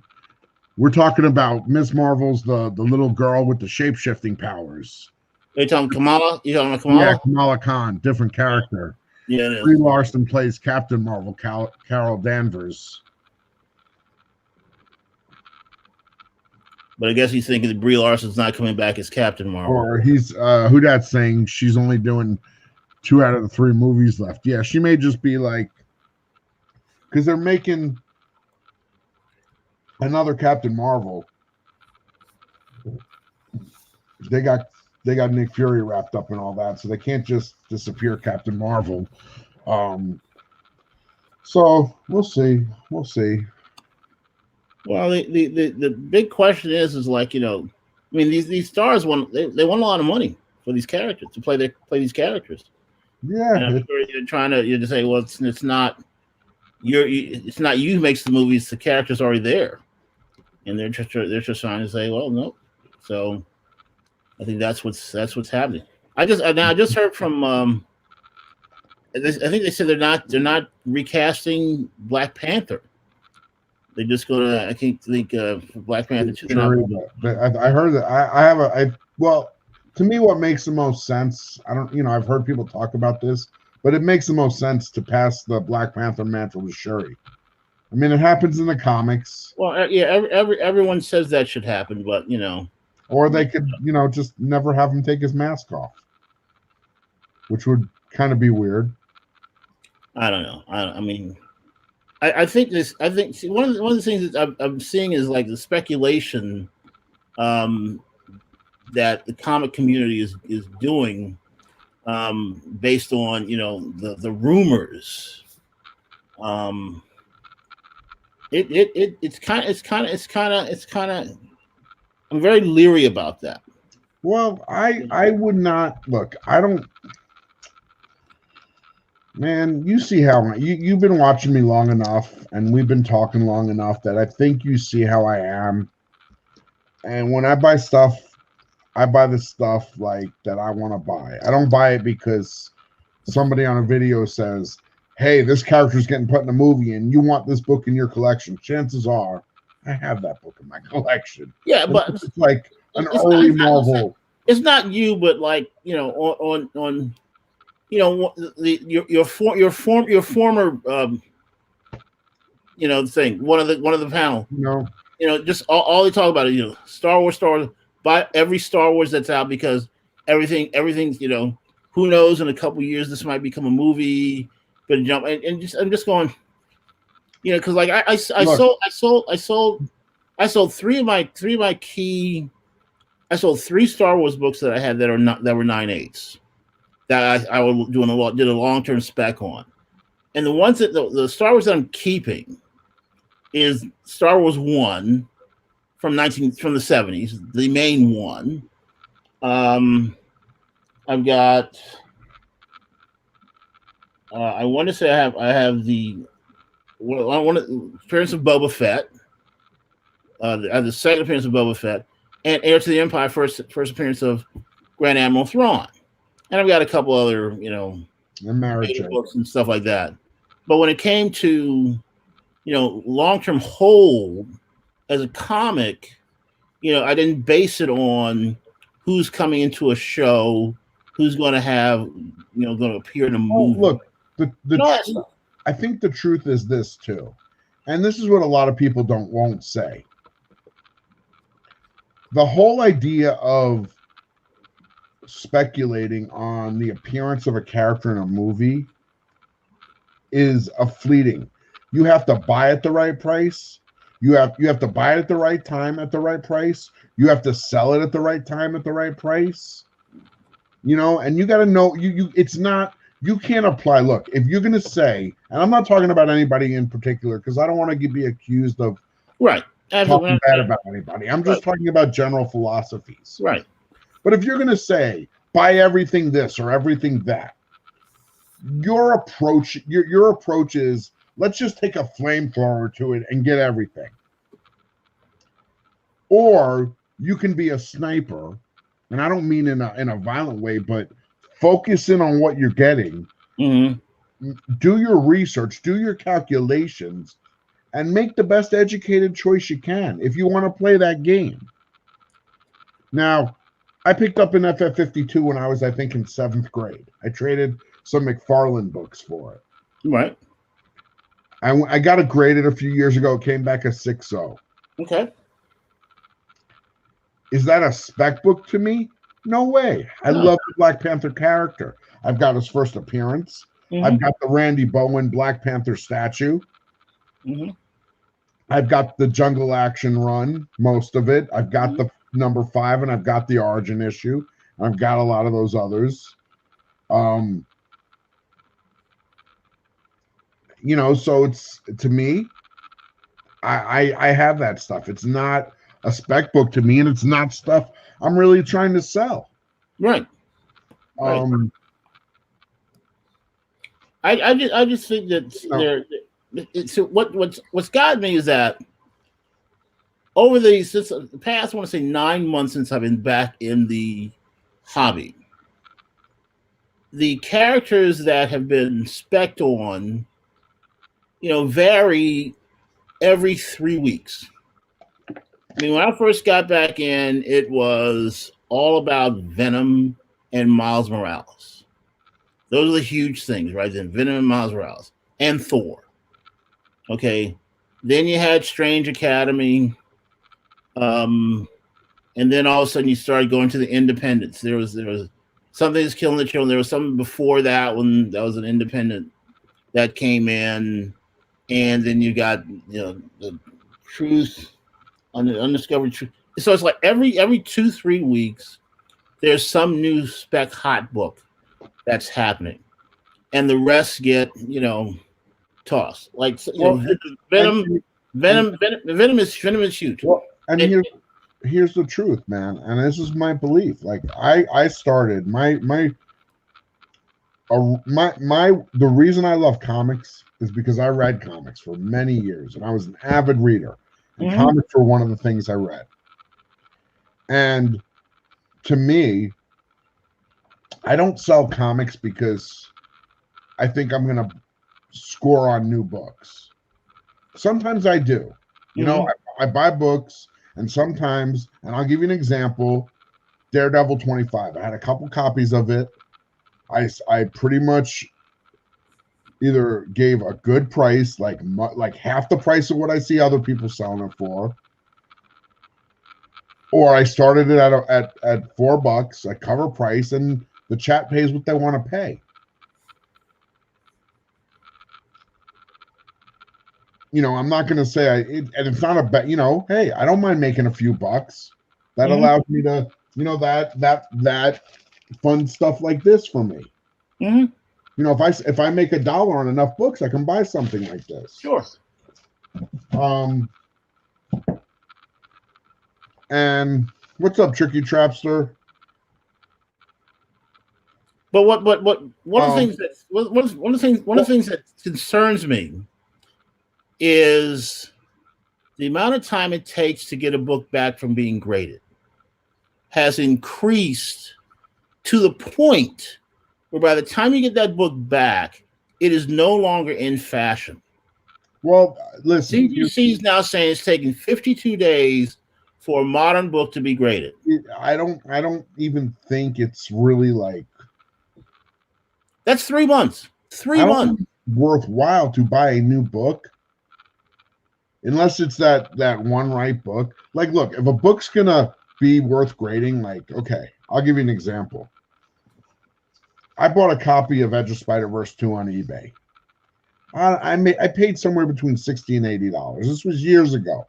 Sure. At least 4 or 5 years ago. Sure. I paid whatever. That was what the going rate was. I paid what I paid. I wanted the book. I paid. Yeah. I put it in my box. It sat there. So they had a signing over at Torpedo. Jason Latour was there. I got the book signed. He did a little sketch on it. I said, you know what? It makes sense. At this point, I might as well get the book graded, get the signature certified. And I had a first print and a third print. And I got lucky. I got a 9.8 on the first print. I got a 9.6 on the third print. So I got two cool, I have those cool books in my collection. Right. Did I buy that as a spec? I don't think so. I bought it because I think I liked the Spider-Gwen character, honestly. And I was like, dang, I wasn't really buying books when that book came out. And I was like, dang, I really want that first appearance. So I paid for it. And I don't have a problem like paying. I'm not a person who's like only wants a book if I can get it for $1. Because I'm just not. I'm willing to pay for books. If I want the book, I'm going to try and get a deal. This Hulk book that I got, this slab, the Steranko signed one, I saw it on eBay. I made an offer. I made an offer at about 20% less than they were asking. Mm-hmm. And the seller hit me up on IG and said, "Yeah, let's do it. I'll do it. Would you do it on PayPal?" Okay. Just and I was like, "Yeah, sure. Saves me. Everybody wins." Mm-hmm. Cool. But honestly, like, I've sold a lot of books in the course of my life in different avenues, different venues. Since I've started selling in June on YouTube, I think I've kind of gained a certain perspective, and that's why I sell books. The vast majority of the books I sell at cover price. If it's a new book, I would say probably 90 to 95% of the books I sell are either at cover price or $1 over cover price. Some of the other books I sell, even if I sell like I'm selling a book like this for $10. I'm not making a whole lot of money on this book. Whatever somebody might think I'm making, I promise you I'm making less. Well, I mean, I'll tell you, I'm at the point where I don't even buy new books to sell anymore. I don't. I mean, because Thor. No one. All the authors no one's asked for Thor at all. Well, you know what's going to happen with Thor. I think, honestly and truly, the market is so weird. It's not really weird. Here's the thing. Nothing can just keep going up. Things got to go up and down and up and down. Thor went really up really quickly, and now it's gone down. And all it's going to take is that little something for Black Winter to come back or whatever, because Donny Cates has said Black Winter's not done, not gone. So maybe Dark Winter comes back and shoop, the book goes back up. And suddenly all those Thor books are sought after again. To me, it could happen. I don't care. Man, I got a box of Thor 4s that I was sitting on. I was selling those books for $3 a piece for the longest time. And then they popped, and I'd start the auction. I'd say, okay, I got the Spider-Woman variant, and I got the Thor variant.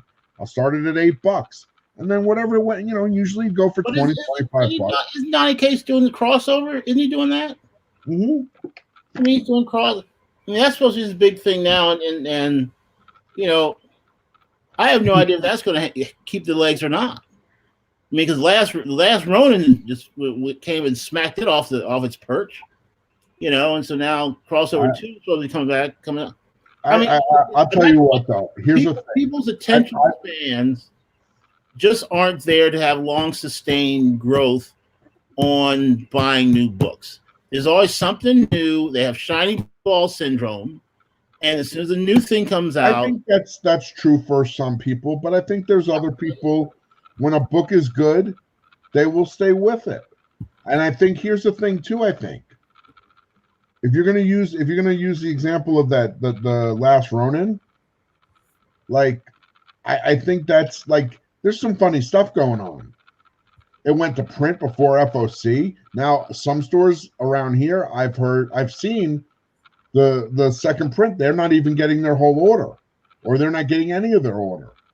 It's like is it IDW's first day at printing and distributing comic books?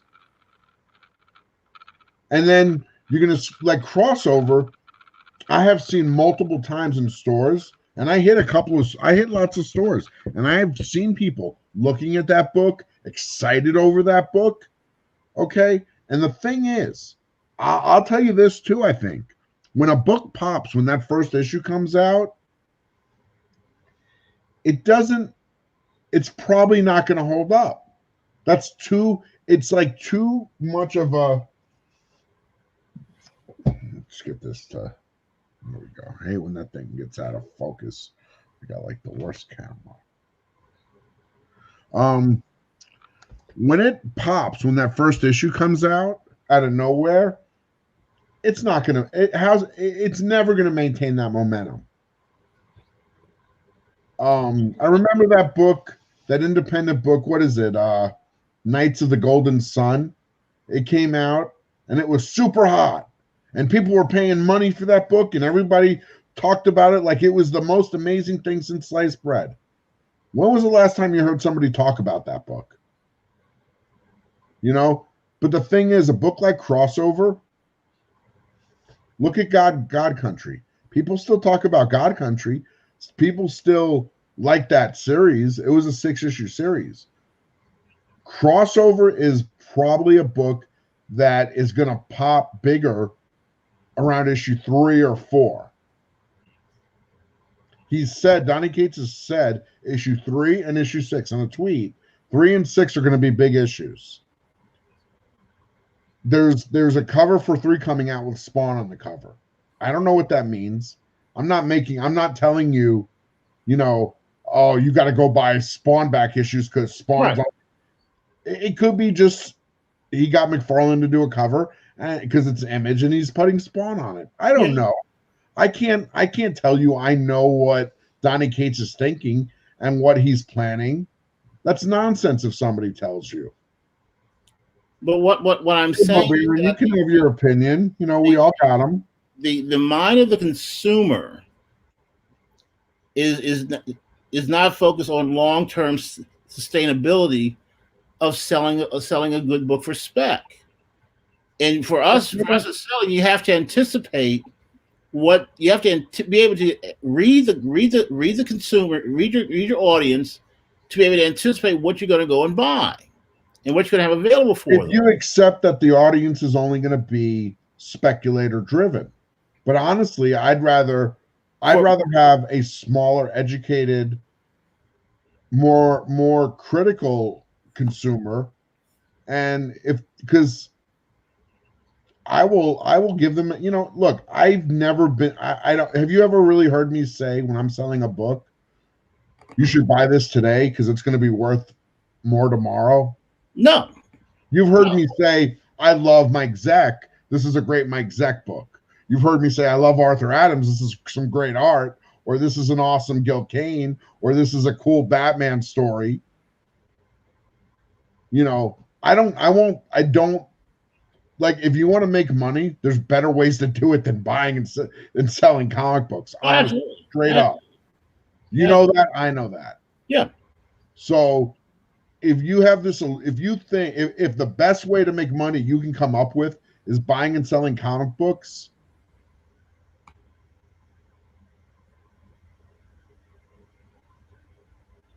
how can you say, Barbarian, there's been 2 issues of Crossover have come out. How can you be so final? Think about it. I'm not saying you have every right to like God Country better, and it may actually be better. I'm not saying it's not. I'm just saying Crossover has a certain potential. That's it. I read the first issue of Crossover. I was just like, well, we'll have to see. I thought the premise was interesting. It's a first issue. It's all set up. Nothing happens other than it's all just set up. Yeah, I understand that, but the whole point, the way I look at it, usually, somehow the thought is you want me to buy that second issue. You want me. And so we got 1 issue to get me to say, okay, I will buy the next one, or I will buy all these different variants and all these different covers based on the story of the first issue. So the content needs to be pretty decent for me to just say, okay, I want to read what happens next. And I'm not going to sit there and go, I got to read, 2 to get the 3. I hear you, but you also have to, take into account, look, if you're a fan of Donny Cates, I got to believe you have faith in him as a fan. if he's gonna, and I don't think Crossover One was necessarily a bad book. And Barbarian, if you wanna tell me,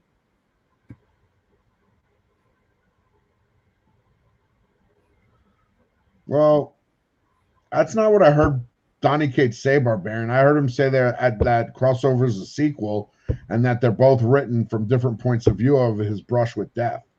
But if you want to sit and like tell me what you didn't like about, or if you just don't like that, what you just said there is the reason you don't like Crossover, okay, you know, I get it. You have your opinion, but honestly, isn't every comic book written to stir up buzz and drive cover buys and book sales? Isn't that what the whole 90% of the comic industry is about right now?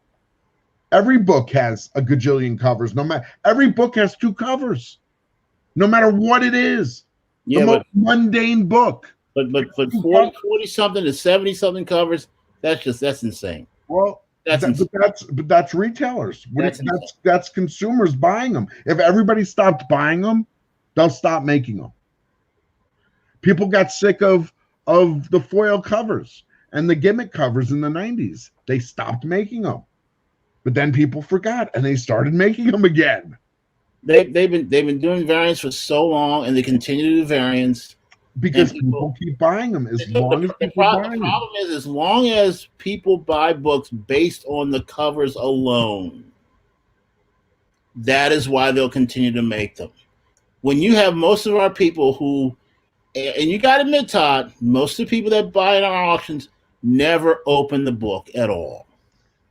They like the cover, they like this, and the second, third, fourth, fifth printing, they've already read the book. They just buy it. They like the cover. You can come in, Max. It's fine. We're just talking. We're friends. This isn't a fight. It's a conversation. We're friends. They always think for some reason we always fight. We never fight. We're just discussing. Come on, Max. I want Max to come on because I want to hear. I want to talk to her about her obsession with Nolan Ryan. I went to her IG page and I follow her on IG. Picture? Huh? The picture? Yeah. Oh, my buddy. My buddy just bought a card collection and got his rookie card in it. I mean, he bought a killer collection. One of her posts has a graded Nolan Ryan card on it. She loves Nolan Ryan. See, let's talk. Ryan? Well, get the link and come on, and we'll talk to Nolan Ryan. I put it twice. I'll put it again. You know, I mean, because I wanted to make sure. I wanted to make sure that was her. Because I met her once, and you know, she has an obsession with Nolan Ryan, and you know, I was just, and it would surprise me because I was just like, you got to be nice, though. You got to be nice. Who has to be nice? You. I'm always nice. Yeah, except when you're not. Yeah. You're always nice to me. You have not been nice to me. Exactly.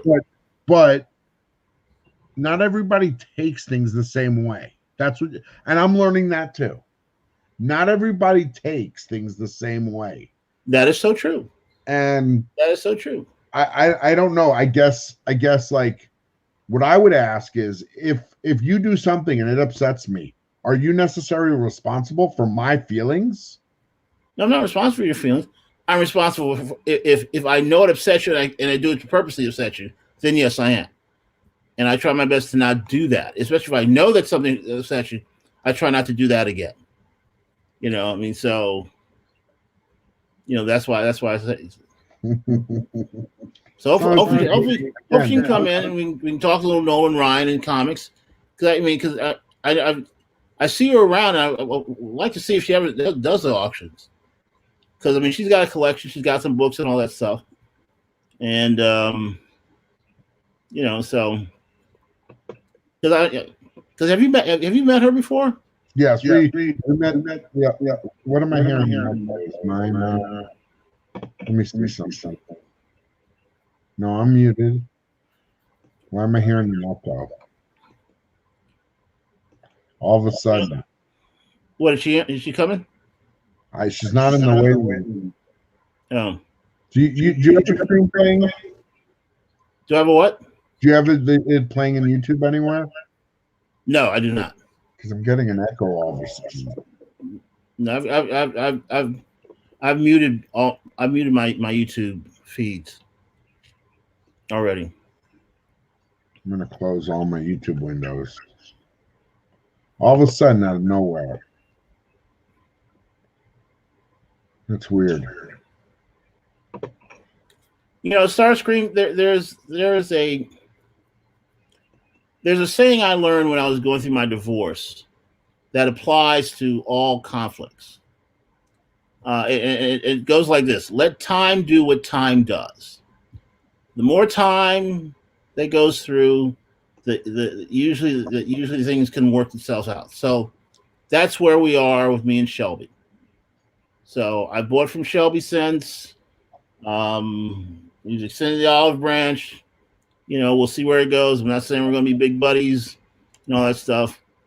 I gotta admit that the blue tape bra was kind of extreme, but hey, it is what it is. But we do what we do. All right, so we're still waiting for Max to come on. So if Max comes on, that's fine. But what I was saying was the CGC's turnaround time has gone from 20-something days to now 52 days, which takes you out of that window of maximizing your return on a spec book for sure. And that makes a whole bunch of difference when it comes to looking at something to what? I'm sorry, what? I just took myself up. Nah, it's weird. I hear myself. I mean, I don't hear any echo. I mean, I just hear you talking. I don't know what that could be. I don't know what it is. It just came all of a sudden. I have the stream playing on YouTube, but it is muted. There, it's gone. Okay. Let me bring Max in. Max is here. Hey, Max. Welcome. What's up? Not much. Barbarian, I'm not gonna do a video out of Pat Comics. That's all you. That's all you. So, just and I know you did one already. So that's the. See, there it is, Nolan Ryan. There it is, Nolan Ryan. You know who my favorite baseball player is? Who is it? Mookie Wilson. Mookie for the Dodgers? No, for the Mets. He was a center fielder for the Mets in the 80s. Mookie Wilson. Okay. Okay. I'm thinking Mookie. Was it Mookie Betts? Yeah, that's a different guy. Totally different Mookie. Totally different Mookie. Nice. So what card do you what card is that in your IG post of Nolan Ryan? What card is that? 1986 Topps. 86, the black border. Yep, I remember that card. That was the last year I really collected cards. I won it for $1 on eBay. Nice. Okay. What's it graded? I like Johnny Bench on the baseball bunch. I can't see your. Oh, it's a near mint. Okay, 7. Okay. Yeah, those were all great players. Raleigh Fingers had the best mustache. I'll give him that. I'll give you that, Spooky. Raleigh Fingers had the best mustache. Now, do you have any other Ryan cards at all, or no? Not cards. I have other Nolan Ryan books somewhere. I'm pretty sure Nolan Ryan was on the baseball bunch at one point. Maybe. I know the Chicken was, and the Philadelphia Fanatic. Now, I have some Nolan Ryan cards. I don't have a ton of them, but I have some, and they're not extremely valuable. But I'm willing to pull them out one day and send them to you if you're interested in having them. Yeah, we should take a look at them. I mean, and did you want to know the story? Like, sure. Okay. Why you like Nolan Ryan? Yeah. So I just like because he's a great pitcher. Yeah, that too. Like, the more that I read about him and learn about him, I'm like, this guy's so fucking cool. But I was watching Jay Blitz auction, one night, and like everyone's Max. putting up all these. Max, try to keep my channel PG, okay? My bad. Thank you. Okay. I will do that. My bad. I did not know. I was watching him, and everyone's like putting up all the popular books, like Spider-Man and stuff, all these hot books. And then out of nowhere, like Blitz puts this up. And I was just like, look at this face. Look at that face. This art, it's intense. And so I got it, and I loved it. And it was just kind of a gimmick. It was kind of a joke. And then, like, I kept asking, like, hey, you got any more Nolan Ryans for me? And, like, he started selling other personality comics. I'll have to grab them and show some of them to you because, yeah. And they have, like, really wild art back then. Like, I don't know. Like, what is this? It's kind of scary. Well, it's the best somebody could do. Oh, no, I'm not trashing that. Like, I love it. I think that the printing. You heard me. I'm not going to put it down. I respect that. That's somebody's work. That. No, I don't think it. I think it's just funny. It looks funny to me, and I enjoy it. Like the inside is pretty good for this one particularly. I really like this book. I learned a lot from it, and but yeah, I really like the books. And I got like one of them was like John Lennon, and I gave that to my dad, and he loved it. So I've got a few of the personality comics, and they're actually pretty cool. I mean, like look at this one. This one's like really, really good. Okay, the Babe. Mm-hmm. Yeah, Babe Ruth. So okay. I don't know. They're kind of interesting, and so that's how I got into it. It's very cool. I think it's very cool that you have a particular, like a specific interest in, certain kinds of comics. You have your own little like area you collect in. That's cool. Yeah, just out of the blue. Like I was never a sports fan or anything, and then this happened, and now like, oh, you're in a whole new world now. So I'm having fun with it. Good for you, Max. Hey, that's the important thing. Oh yeah. So the Nolan Ryan obsession is relatively new. Yeah, about maybe I would say a month ago. Yeah, probably about a month ago, maybe a little more. Oh, okay. So yeah. Are you in the sports at all other than that or no? Well, now I'm starting to like baseball, so that's happening. but prior, not really. Okay. Not much. Like I'd watch the Olympics and stuff like anyone would, but I've been to like a few football games. My family's kind of into football, so. Okay. Are you from Texas? No, I'm from Nebraska. Oh well, yeah. That's football all day long, boy. Mm-hmm. Nebraska, hate Oklahoma, love hate Oklahoma. I don't really get the hype on it. It's kind of wild, and I'm just like, our fans go at it pretty hard, and they're not. Yeah. And the team right now, I don't think they're doing like amazing, but they're not doing bad either. And they've changed coaches a few times within the past decade, like several times. So it's been a ride. Did you go to Nebraska? I was born and raised in Nebraska. No, I mean as far as the college. Oh, I went to Kearney, UNK. UNK? Yeah.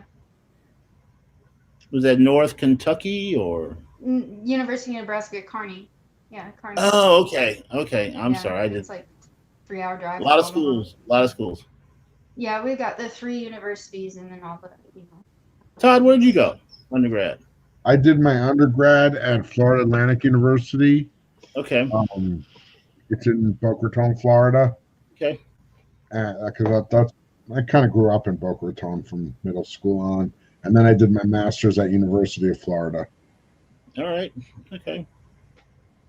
Now it's always fun when you get on like panels and you see people from different schools. Sure. And react to them. And it's always funny because I mean sometimes I'll Like I went on one auction with guy was a huge Miami fan, and so we get into it.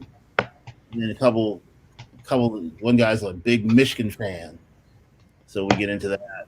But it's always fun to hear. I mean, comics is good, but there's a lot of background with other people, so I'm always like to know other people's things that goes on with them, so gets a better idea who's who and stuff. So what brought you down to what took you down to Texas, Max? I've never lived in Texas. I thought So you're in Nebraska, right? Yep. Born and raised. Yep. That's all there is to that because it's Nebraska. I thought Titan was in Texas.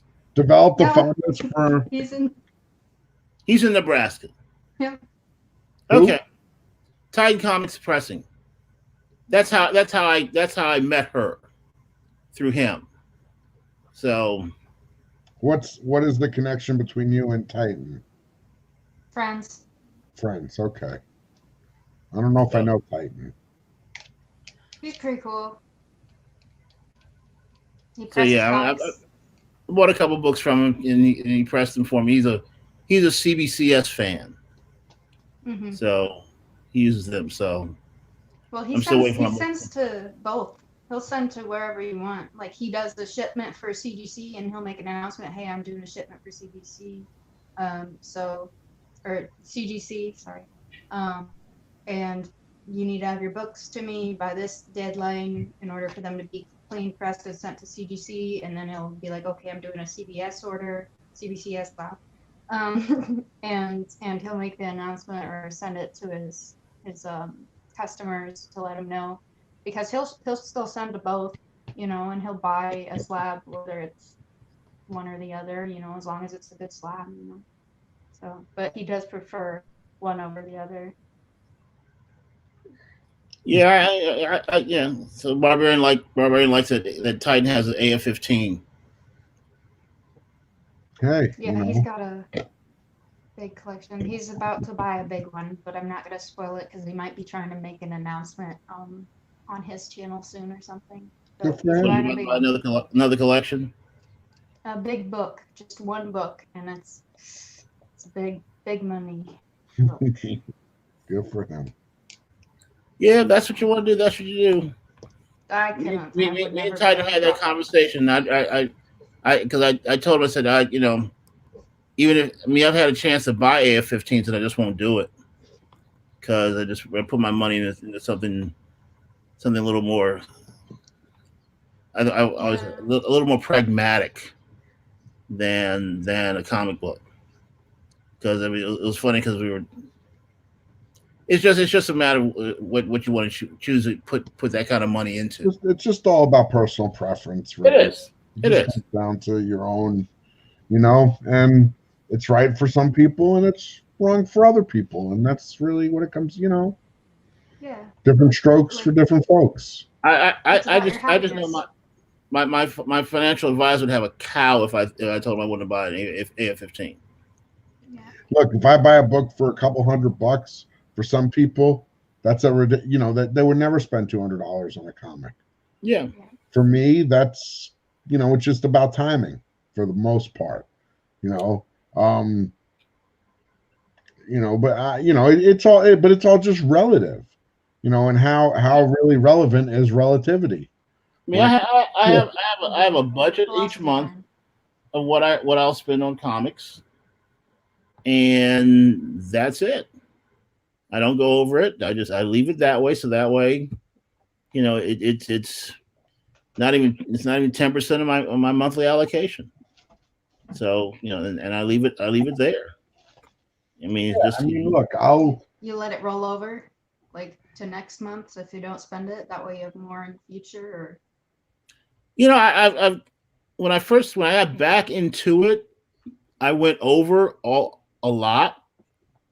But that was because I had to learn. I had to learn because I was trying to buy big key books and learning the auctions and and trying to navigate Silver Age, Bronze, Copper, all that stuff.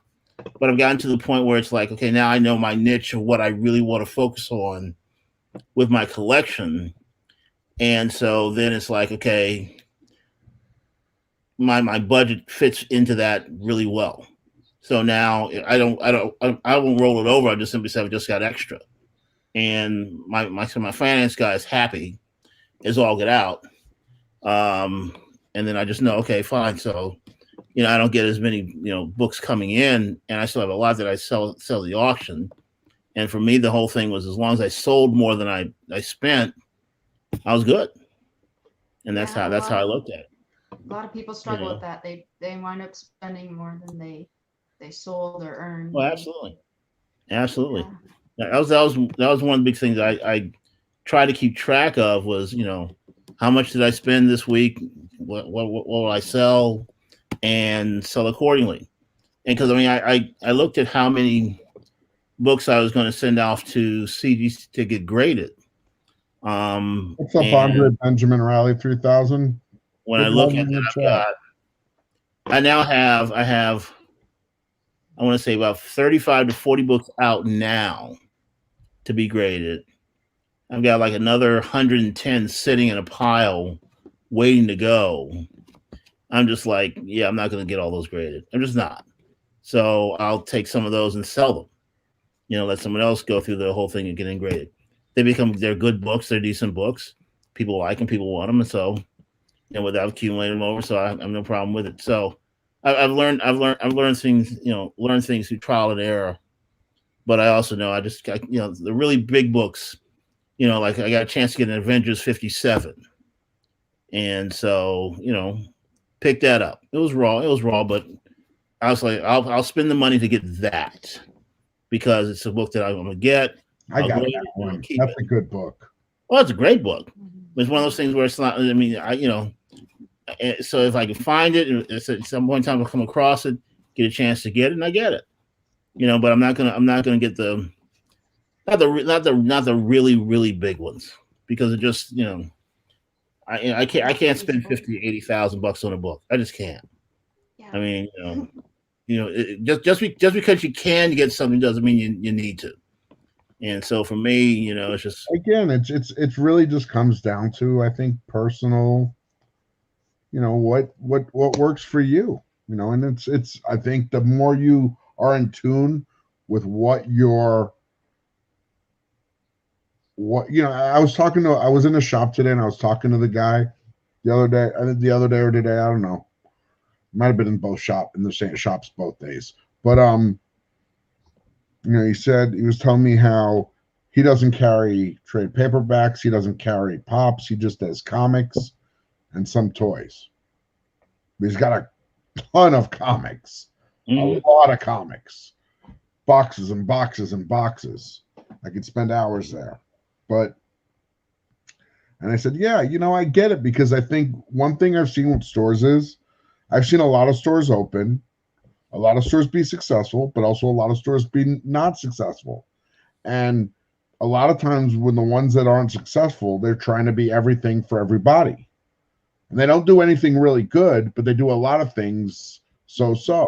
And they end up going out of business because they don't capture a solid clientele. I don't know. It's just, I think the same is true with collecting. Like, if you're unfocused, if you don't know what you're collecting or why what your goal is, and you're just buying haphazardly, you're going to end up with a bunch of books that you may or may not like. Yeah. But if you know what you like, you should be okay, or in my case, there's a lot of things I like. I like Silver Age Marvel. I like Bronze Age Marvel. I like ECs. I like war books. I like different artists. I like heavy Vampirella. You like Vampirella? Vampirella I personally I collect Vampirella magazines and certain covers. that are artists I like. I'm into the Linsner covers. Like, I think that's a great cover. You got Vampirella, you got this cool looking robot. You got the cool space background. A little bit of everything. A monster over there. You know, but then it's important to identify what you're into before you go out and find it. I love stuff like this. Like Dave Stevens is one of my favorite artists, so I'll pick his stuff up anytime I see it. But then I also love like old war books like that.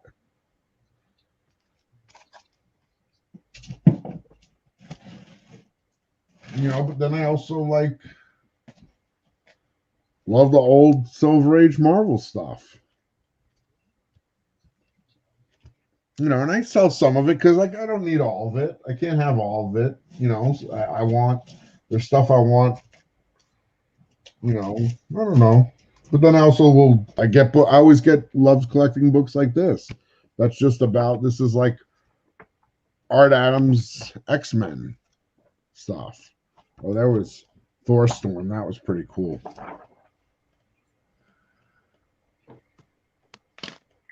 Well, I mean, I never got that deep into it. Like I say, for me, it was Neil Adams and Jack Kirby were the two artists that I knew the most.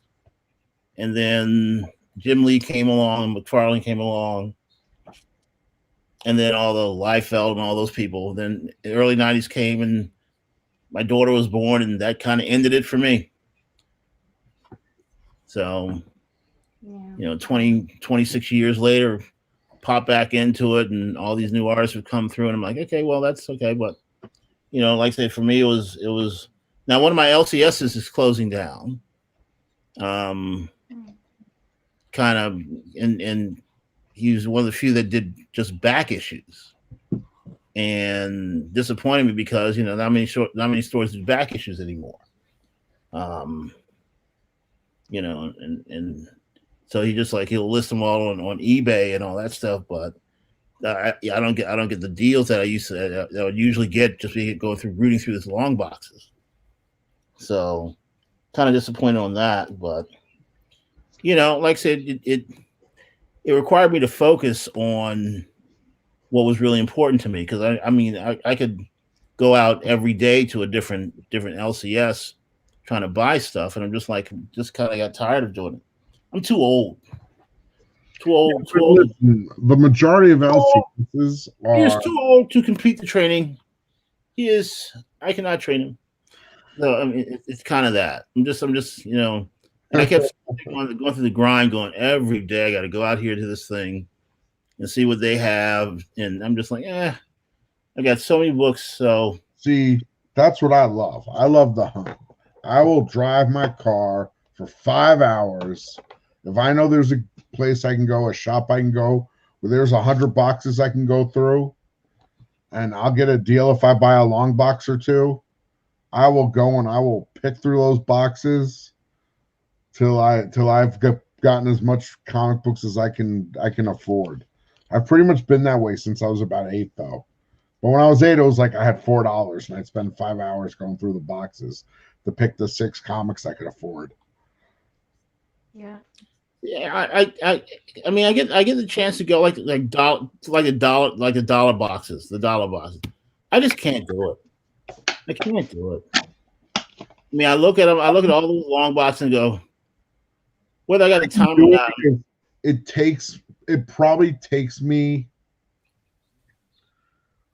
1 to 3 minutes to go through a long box. I say 1 to 3 because it depends how much I stop.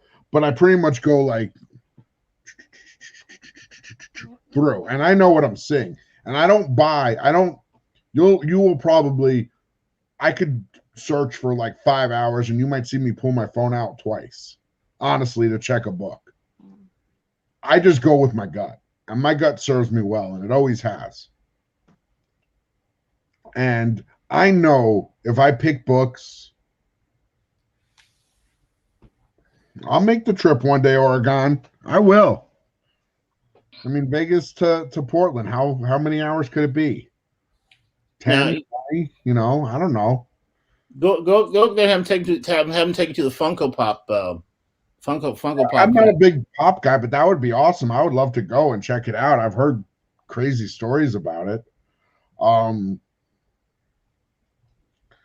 You know, I just and really, like, I would trust my gut and my knowledge and my experience a million times over any spec news, or because if all you ever do is watch a video, listen to somebody and tell you that this book is hot, and then you go to try and find that book, you're never going to find a book you like. You're going to find a book once out of every, how many, it's just not going to be enjoyable. Now, if I just go into a store knowing that if I buy stuff that I like, I'm going to be okay and be able to, if I'm buying it to sell, if I just trust them and I buy books that I love, I'm not that unique. I'm not that like different than any other human being. There's probably people out there who will like these books too. And that's always served me fairly well. Yeah. Dude, when I had all those Thor books that I was selling when Thor was hot, I didn't buy those books because I thought Thor was a good spec. I actually picked those up off somebody who was done with comics, and they, I bought them for a good price. What do you mean the bronze and copper age Thor? All of them. No, the when I had all those, like the Thor 5s and the 4s and the 3s, 2s. No, but Rob, you had all the different covers. Okay, that when you have all those different covers, that has nothing to do with you reading them. That has everything with you be able to meet a demand and supply people. The only what I'm telling you, HGM, I'm telling you straight up, the only reason I had those is because basically somebody said, "Hey, I got all these books. I'll give them to you for X amount. Do you want them?" And I was like, "Yeah, sure." Did I have any idea that Thor was going to get hot? Honestly, no. That's why I'm telling you, I was selling Thor 4s, both covers, the Spider-Woman cover and the regular cover, for $3 for weeks and weeks. And I had a pile of them. I still have like 30-something copies. Damn. It's sitting in a box in the closet. I'm not itching to sell it. If something has your buying pattern changed now that you're not doing as many auctions? Not really. I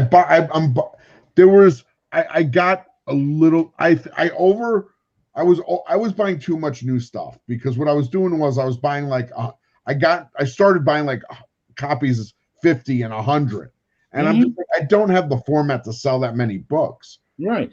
But I was selling enough books to pay for all the books. So it wasn't like, and I don't hate having comic books. You know what I'm saying? I don't hate having, I don't mind having 20 copies of an issue of Venom. I really don't. If nothing else, I can say to myself in my head, well, one day if shows start up again and I do shows, an issue of Venom is a great $2 book. And if that's all I want to get out of it, I will sell those books for $2. I'll put them in a long box and stick them on a table and take them $2 each. And some young kid who's doing what I'm doing will say, "Hey, if I buy a whole long box, will you give me a deal?" And I'll be like, "Sure, you can have them for $1.50." Because at that point, I don't care. I've gotten my money back out of them. Whatever I get is what I get. I don't care if somebody else sells that same book for $20. I'll sell it to you for $3. I don't care. It's a good method.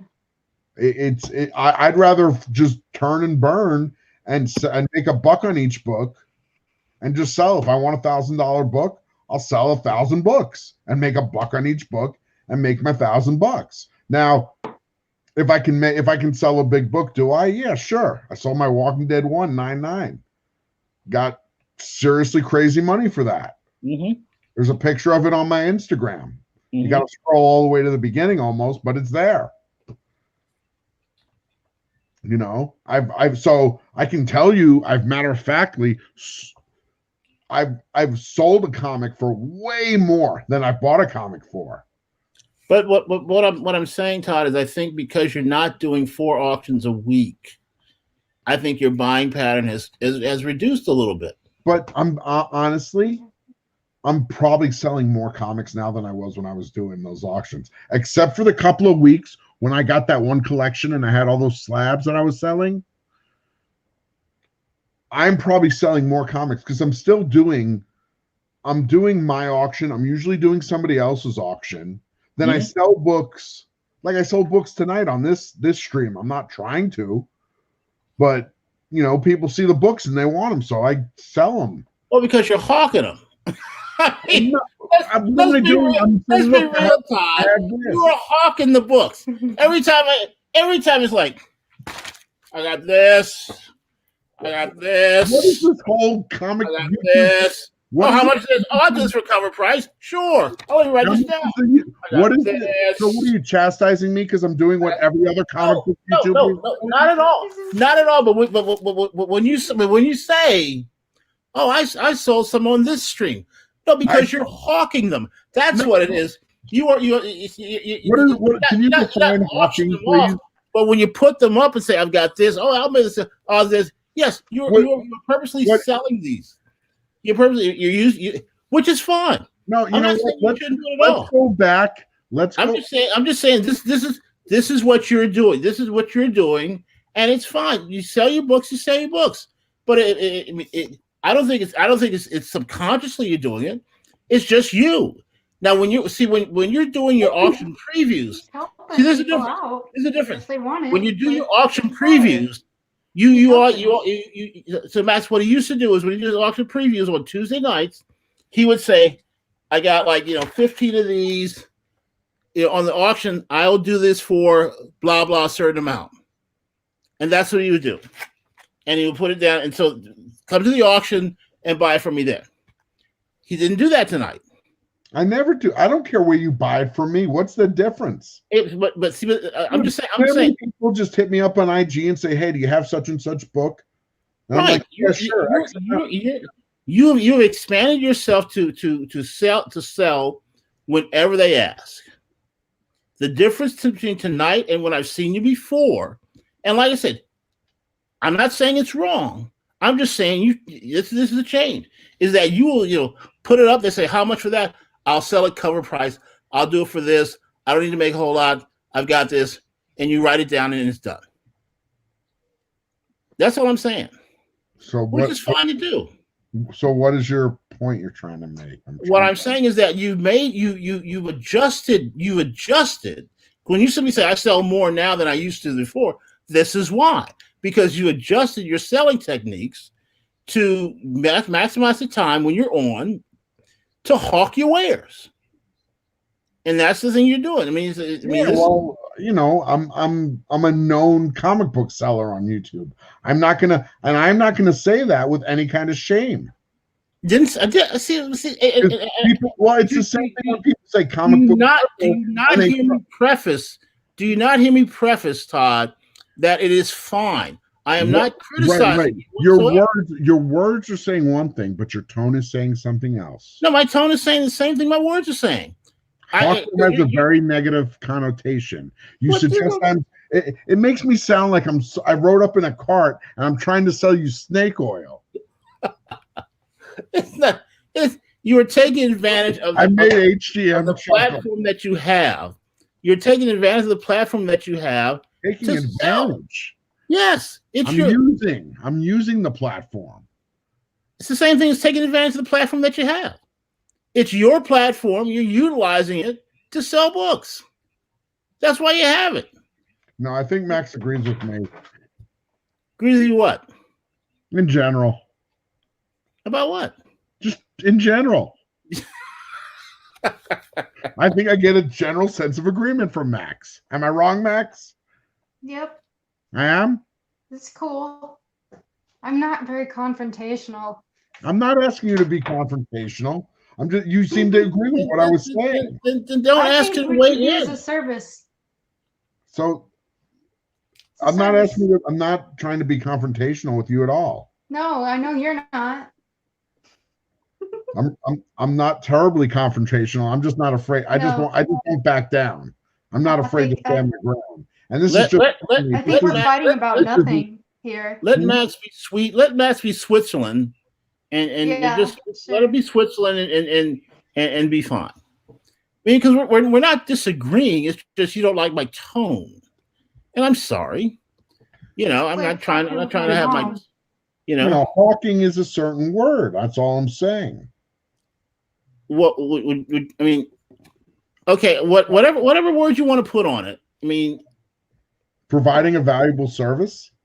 Okay, if that works for you, knock yourself out. Okay, you can say that. Out. I mean, so providing a valuable service by showing the books. I've got this book, and someone said, "I'll sell it to you for this," and write it down. And there we go. So it gets.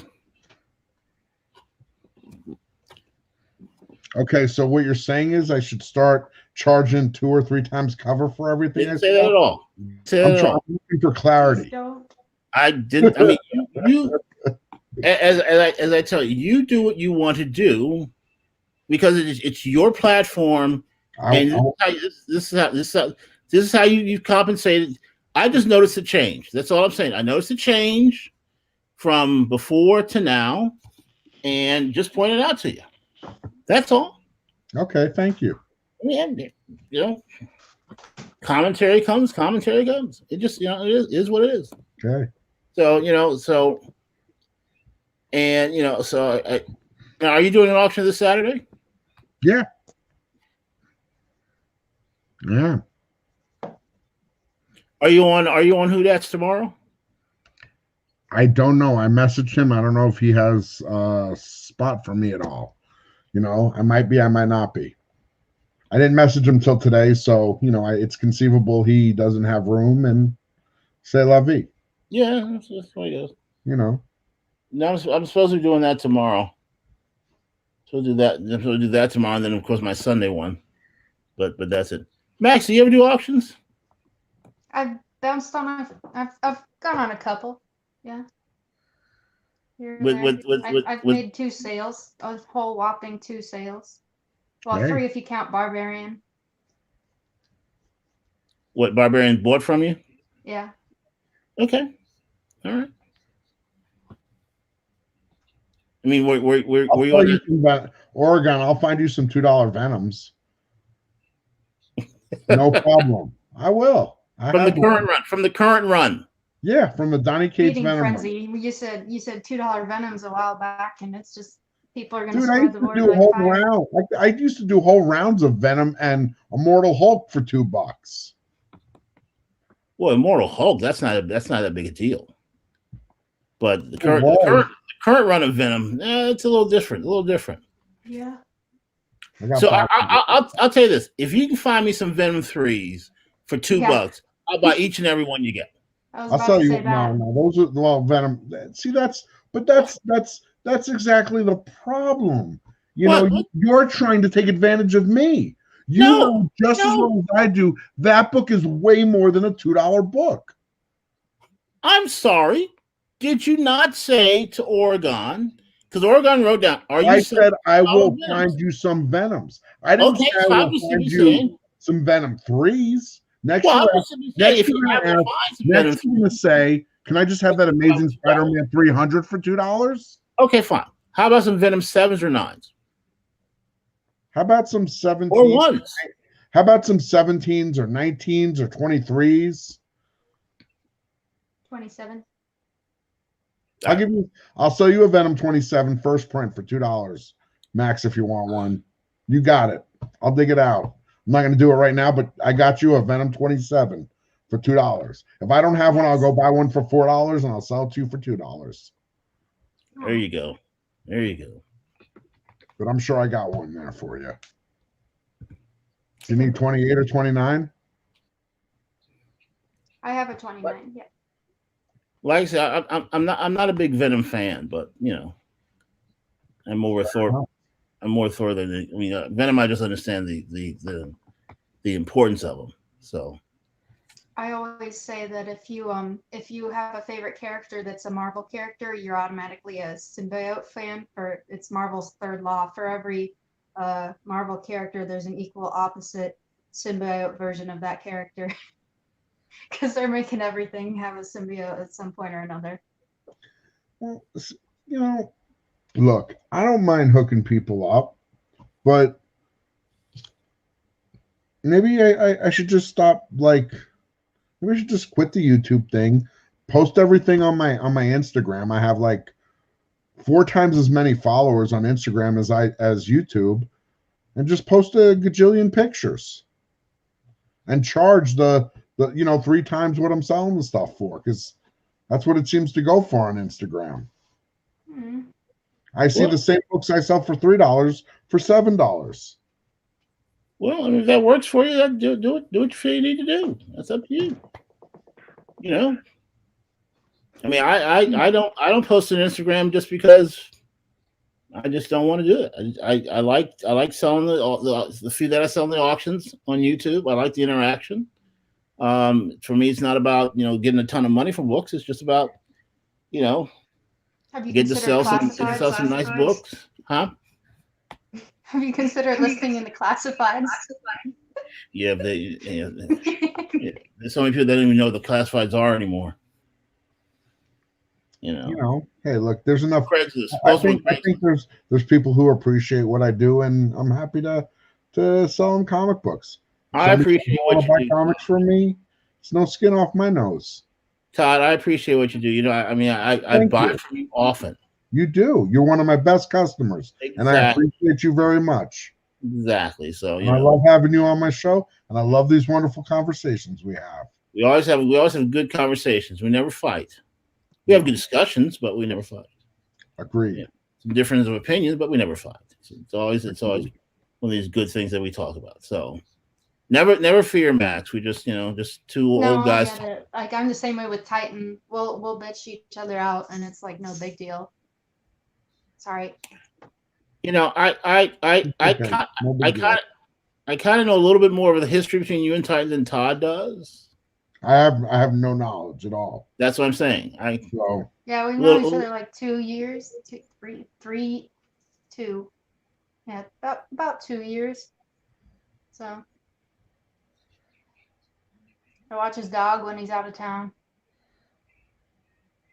Kind of dog? Huh? What kind of dog? White. I don't know. It's like a mixture. She's a mixture. Smart. She's medium sized. She looks like she's got some pit bull in her. Cool. But she could be a handful. She's a good girl most of the time. She behaves for me. So Max, do you watch The Mandalorian? I don't have Disney Plus, so I haven't. I really want to, but I haven't watched it. No, I don't even watch Netflix. Like I haven't watched Netflix in like 4 days. And last time I watched it, I maybe watched 1 episode of the show. So is that a cat behind you? Time. Huh? Is that a cat behind you or around you? Yeah, that's a cat. Okay. It's Rodney.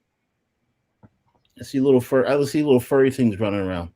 All right, so tell me, how did Boba Fett survive being in the Thorlax, whatever? How'd that happen? So the best I can remember it is when he went into the Sarlacc pit, right? Mm-hmm. Remember how the barge exploded? Yes. So the explosion damaged part of the Sarlacc pit, and then Boba Fett, remember the jetpack was malfunctioning? It exploded and damaged the Sarlacc. And then he also had a thermal detonator that he used, and he escaped. There's also another theory that the first victim of the Sarlacc pit was a psychic and bonded with the Sarlacc pit so that Boba actually communed with the Sarlacc and convinced it to let him go. That one seems a little far-fetched to me. I find the explosion and then the explosion of the two things to be more reasonable. In what books was it addressed, Oregon? That's what I'm trying to find out. What books actually address him getting out? Because, like I say, for Boba was just done for far as I knew. I mean, now he's back out, and okay, so I'm going, okay, that's interesting. Figured you would say something. He killed her from his. See, but the question is, he lost his armor. So how do you lose his armor? Because when he came out of the Sarlacc pit, he was he passed out, and the Jawa stripped him clean. Oh, there we go. That's how that's how the guy Timothy Olyphant played got the armor from the Jawas. That guy didn't get the armor from did he get the armor from the Jawas? Yeah, he was in the Jawa and he pointed to it. He's like, I want that. It was hanging up. And he bought it from for what? He got it for doing something for the Jawas. I forget the detail. Honestly, I don't remember the exact detail. I don't remember. Yeah, I'll have to watch that episode again to figure it out. I mean, that's why I'm going through the second time to try to figure it out. So they talked about him escaping the Sarlacc pit. It was called A Barv Like That, The Tale of Boba Fett by J.D. Montgomery. It appeared in Tales from Jabba's Palace. It was published in 1996 by Bantam Spectra. It tells the story of how Boba Fett escaped the Sarlacc. In Tales of what? I think it's a paperback. Oh my gosh. Okay. Hey.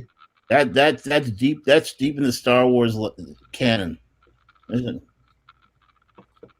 So we know that Boba Fett gets out. I don't know. So I mean, I don't know. It was interesting to see. Barbarian. Sorry, man. What do you want me to tell you? I'm rude. Episode 1, season 2. Sorry, Max. What? I don't know. Apparently, I ruined something for you.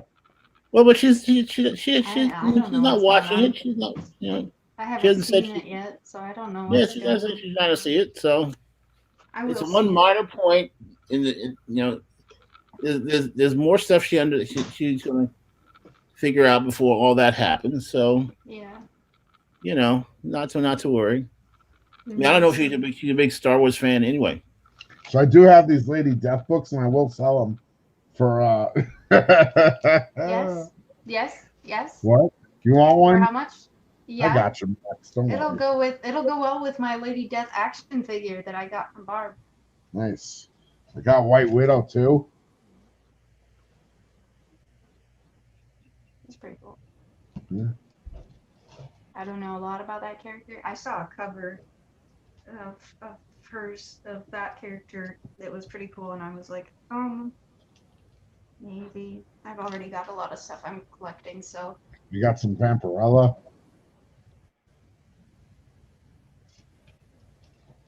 It's funny. I just never got into those kind of comic books. I mean, vampires. I had a string of Red Sonja books from the 80s, late 70s and 80s, but she's fully clothed. Shelby wouldn't even put a bid in because she was like, she's fully clothed. I'm like, seriously? I can't bid unless she's in her iron bikini. Shelby's comics? Okay. Yeah, Shelby's comics. Oh, we already know he's a perv. It's cool. See, Todd, I didn't say that. He's cool. I didn't say that. Shelby's cool. I bought one of his t-shirts that he's selling. No comment.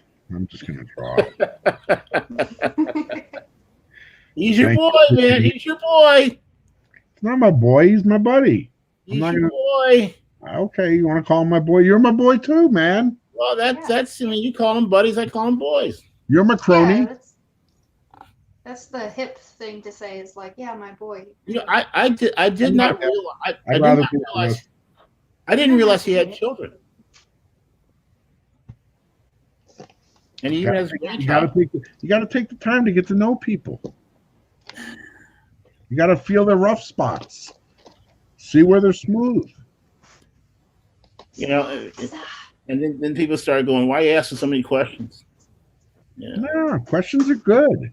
I'm a I science ask teacher. questions. You don't learn anything if you don't ask questions. You gotta ask questions. Always gotta ask questions. Always gotta ask questions. You don't know what you don't know if you don't ask questions. You know, so I I do think I'm gonna bounce because my cat is being an attention, like center Cool, of Matt. attention. Me. I hope being on my stream hasn't made you not want to be on my channel ever again. No, I want to be here. I just have to watch my mouth because You can do obviously. it. Well, I'll get there. I'll work it's on it. I'll pretend my grandma's over my shoulder. well, you got. I mean, if you get to the point where he treats you like Biggie Shaq, that's when it becomes tough. Because I've seen Todd. I've seen Todd on Biggie Shaq. What do you mean? Well, Biggie Shaq has he says some colorful words, and I've seen on his channel. Right, and I've heard you tell him that he can't bring them on your channel. Yeah. Exactly. I'm Titan's the same way. Titan says no cussing on my channel, and he'll like bleep me out, but I'll be like, you can say whatever that you want on my channel. So. I do too, but I just control myself. But I say the same thing to everyone. I'm consistent. That's it's not anything personal towards anybody. And no, of course not. You don't say that to me. You don't cuss. True, but That's why. You don't need the warning. I don't need the warning. Because he got to know you. You've never demonstrated the need. Yeah. Oh well. First 10 minutes was it? Even. What'd you say? I hope I asked you in a nice and respectful way. Yep. No, I just speak. I speak my normal way. That's all. I mean, I can't. I see the problem is. Well, Baron, you love getting spanked. Don't lie. See, Oregon's right. When I curse like a person from the 70s. Because in the 70s, you actually knew how to curse correctly. You can use the S word in every form of the noun, verb, adjective, all that stuff. You learn to do that right. Nowadays, you just don't. They just throw F-bombs all day long, and it just loses its art. So there's an art to it. So hey, when I need to, I do that. Comes down to.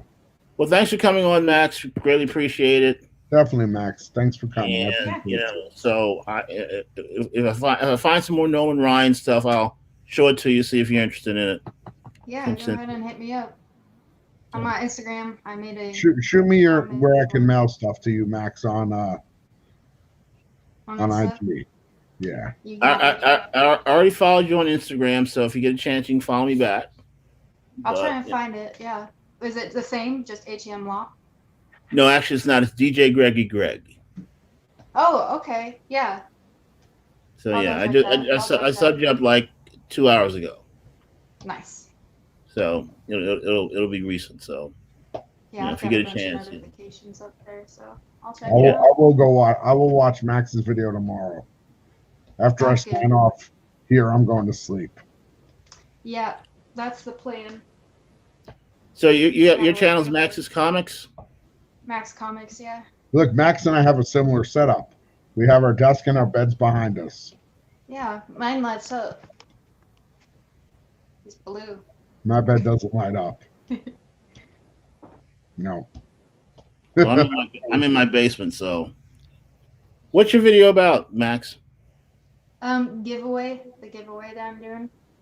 A picture video. Or Huck your video. What?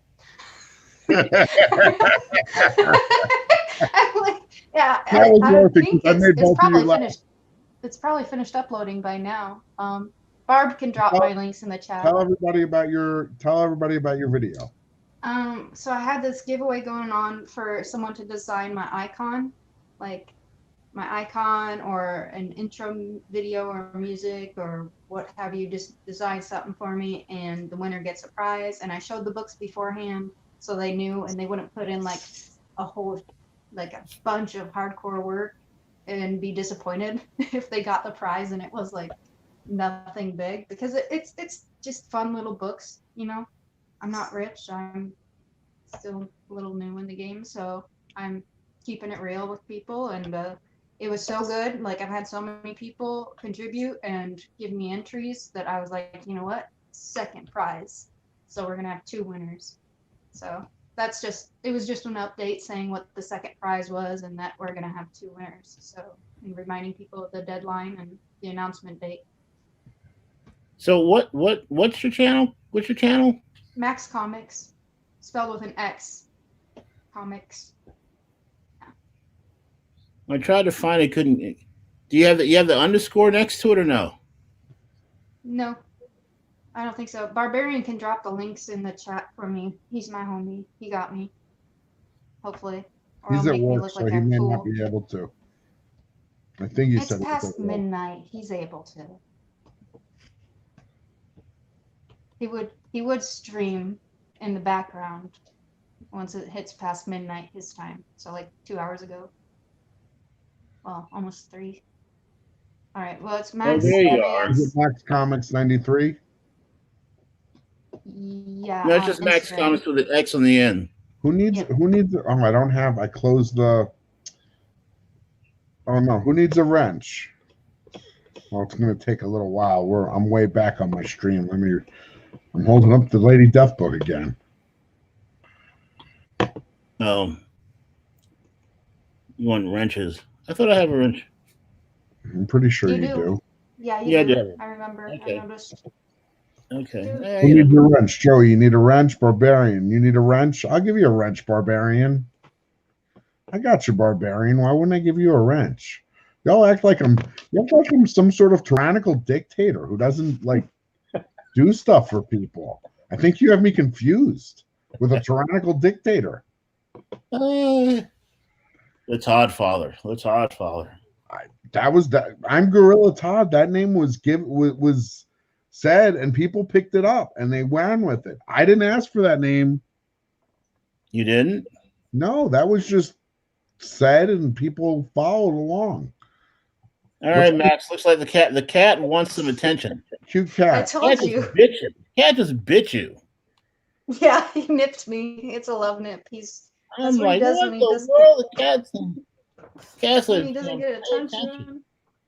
He's wow. the big cat. You're wrenched, Barbarian. You're wrenched. I like taters, although they make me congested, and I can't. Now they're gonna call me Hawker Todd. No. Well, he just did. He just called you Hawker Todd. Just did, like right there. Oh, no. Wow. What the heck, Joe? Did he spell it right? Hmm. Joe, I'm Yeah, still well- waiting for you to finish that drawing. I said, Joe, I'm still waiting for you to finish that drawing, because he drew a picture and he said, I'm still working on it. Or it's not What finished kind yet. of drawing do you want? No, he was just doing a drawing for the contest, and he tagged me in it and was like, "Look at this." What kind of And I'm drawing like, would you want? I don't know. It's just kind of open range. Do whatever you want, type of thing. I'm a Ghost Rider fan, so like I told people that.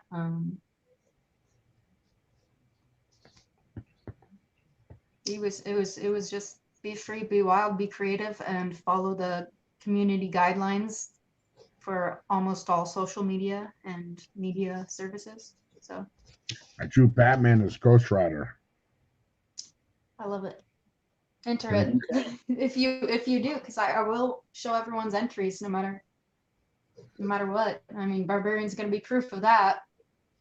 He's gonna. Well, most of my drawing is always Snoopy.